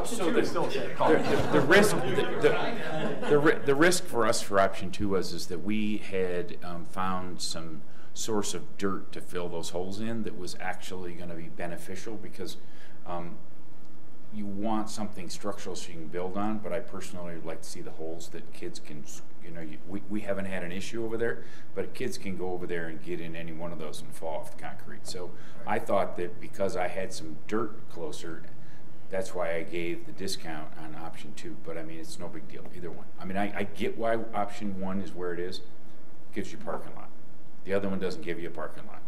Gets rid of some holes that somebody could fall in, so that was the only thing. It's a good start. I have one, go ahead, Mark. Well, and also, you know, if you, what I told Carl and Deborah is that, you know, if you found it in the next budget cycle, but you just approved the next budget cycle without it, so therefore you're really talking 19 before you'd be back at this project, right? Because we also want to look at some creative ways to use leverage EPA funding to potentially. I mean, it's complicated because we can't own it, but we're looking at what we can do to try to leverage our dollars. But I think we honestly just wanted to start to show the community we were doing it and to get the parking lot. Thanks. I think, you know, if sales tax, I mean, the salt sales tax revenue is up 8%. And I don't know how much of that is because people are not coming down here at all, but that's going to change. And so, you know, is 2% conservative for next year? I don't know, but if it does rebound significantly next year, then I don't know that this would be in play just on a heck of a lot more revenue. Potentially. So yeah, I'd like to get the whole thing done. We could also look at the option of, you know, when we're moving people out of here, it's going to look more and more less used, so people may be more and more interested in using it. So we're going to have to do some things to the building to lock up the building a little bit better than it currently is. And if we wanted to think about putting some chain link around the 3, you know, structures that somebody could climb into, you know, that would be a cost-effective way to at least make them safe for a while. So we have a few options to look at. It would obviously be great to come up with the remainder of the money and be able to take them all down, but cash flow is tight. I had one question. You said you were going to take the concrete all down to a depth of below 9 feet. Other than the clarifier tanks, and I'm assuming that pump building, is there anything else with really deep foundations out there? So all 3 clarifier tanks, the chlorine tank, the pump building, and pretty close to the backside in the RDC building itself where the giant rotating filters were previously, they're all about 9 feet. The PSH building itself, if you go in there, the backside of it is extremely deep also. That building we're going to take out completely. Okay. My question was, if we're leaving some kind of a concrete dish, if you would, under there, are we drilling holes in that so it doesn't collect water, even if we're leaving essentially the bottom of one of those clarifier tanks in place? Well, that has been an interesting debate. I have gone through that with HP on a couple of times. Mark brought it up. We had brought it up previously. Do we need to go ahead and puncture holes in those things so that the water table, when it goes up and down, it can fill it, it can drain itself, kind of thing? HP is in favor of not drilling holes in there. They would like the water, if there's water gets in there, they kind of like to leave it alone so the ground is stable and we're not having transfers back and forth. But in the end of it all, their suggestion would be is we would refill everything and then come back in and actually drill holes from the surface versus getting in there and trying to pound holes through the thing at a later date. So it's still a debate at this point, which way would be better. It seems to me that it'd be cheaper just to core a couple holes in there while they're open. And fully agree with you on that. We have not come up with an answer for that. That is a pretty small fee either way. So we'll come up with a good solid answer on that one prior to those being filled in. Okay. Deborah, isn't this bondable? It's confluence. So if we're going to look to potentially bond for 27th Street Bridge in the next 6 months, why wouldn't we just throw another $1 million and just get this done, since it is specifically in the bond? It's all about leveraging. So if this is something we just want to take on and just do, that is great. If we want to be more patient and try to see if we can leverage our funding, that's also good. But how much? I mean, what's out there? Couple $100,000, maybe. But I mean, it's not easy. So bonding and just doing it is easier. I mean, I'm all about saving bonding authority for other projects, but this is something that the bond specifically laid out.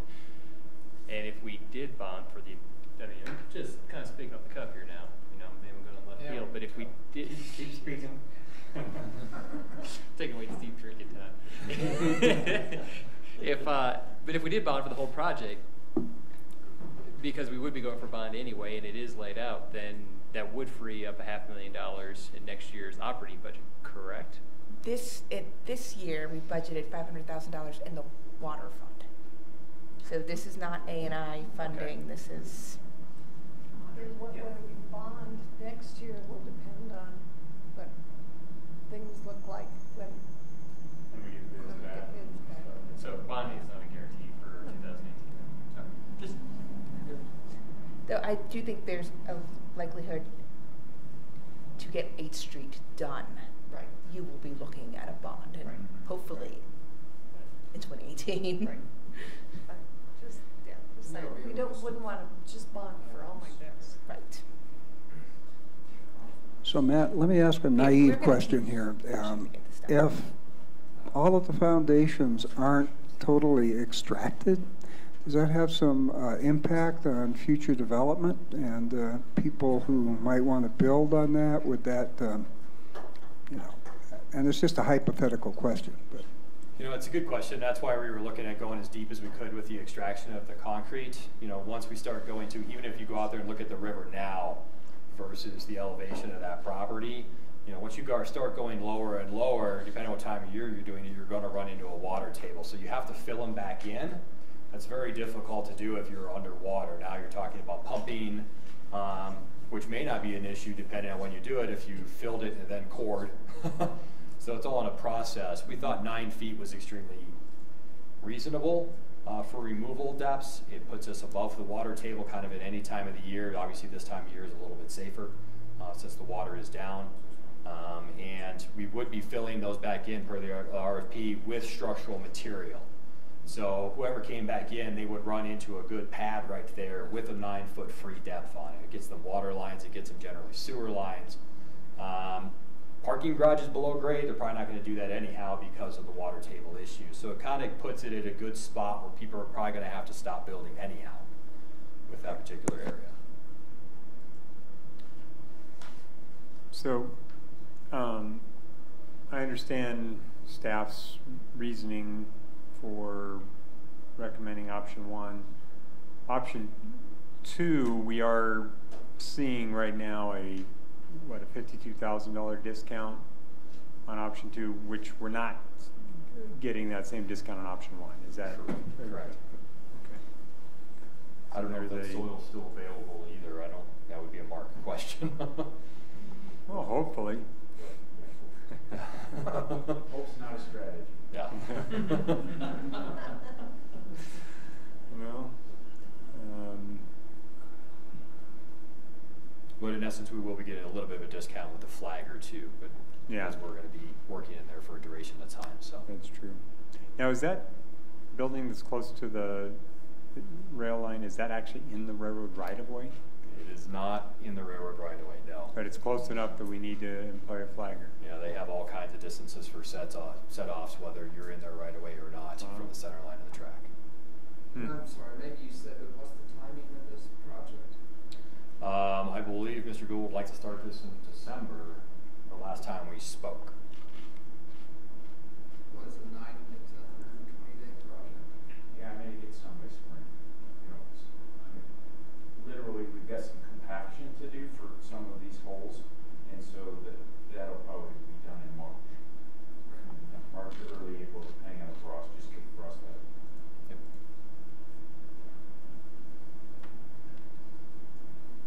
And there's no, I mean, we are truly happy with either decision. It's just good to start. But the parking lot will be very useful for 4th of July, summer music.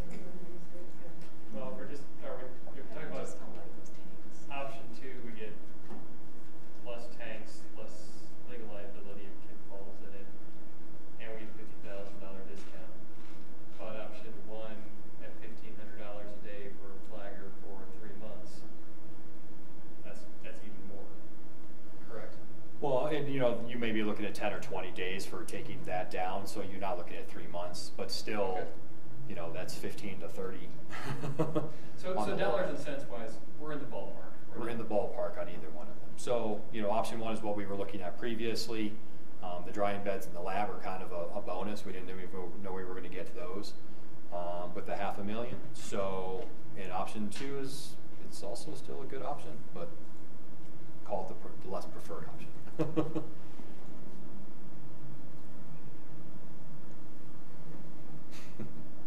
It's a tough choice. All right. I guess this actually is a... yeah, somebody just needs to make a motion. Well, do I need to open up for public comment? Not that there's any public here other than Mr. Gould and 3 Gary's city staff members. Oh, wait, no, there's someone else there. 4 city staff members. Good to see you back there. So, all right. So I will not open it up for public comment because there isn't any public to comment. Right. So, anyone want to make a motion? I move to approve resolution 2017-55. Preferred staff recommended option 1, a resolution of the City Council of the City of Glenwood Springs, Colorado, approving the award of the contract for demolition of the decommissioned wastewater treatment facility to Gould Construction.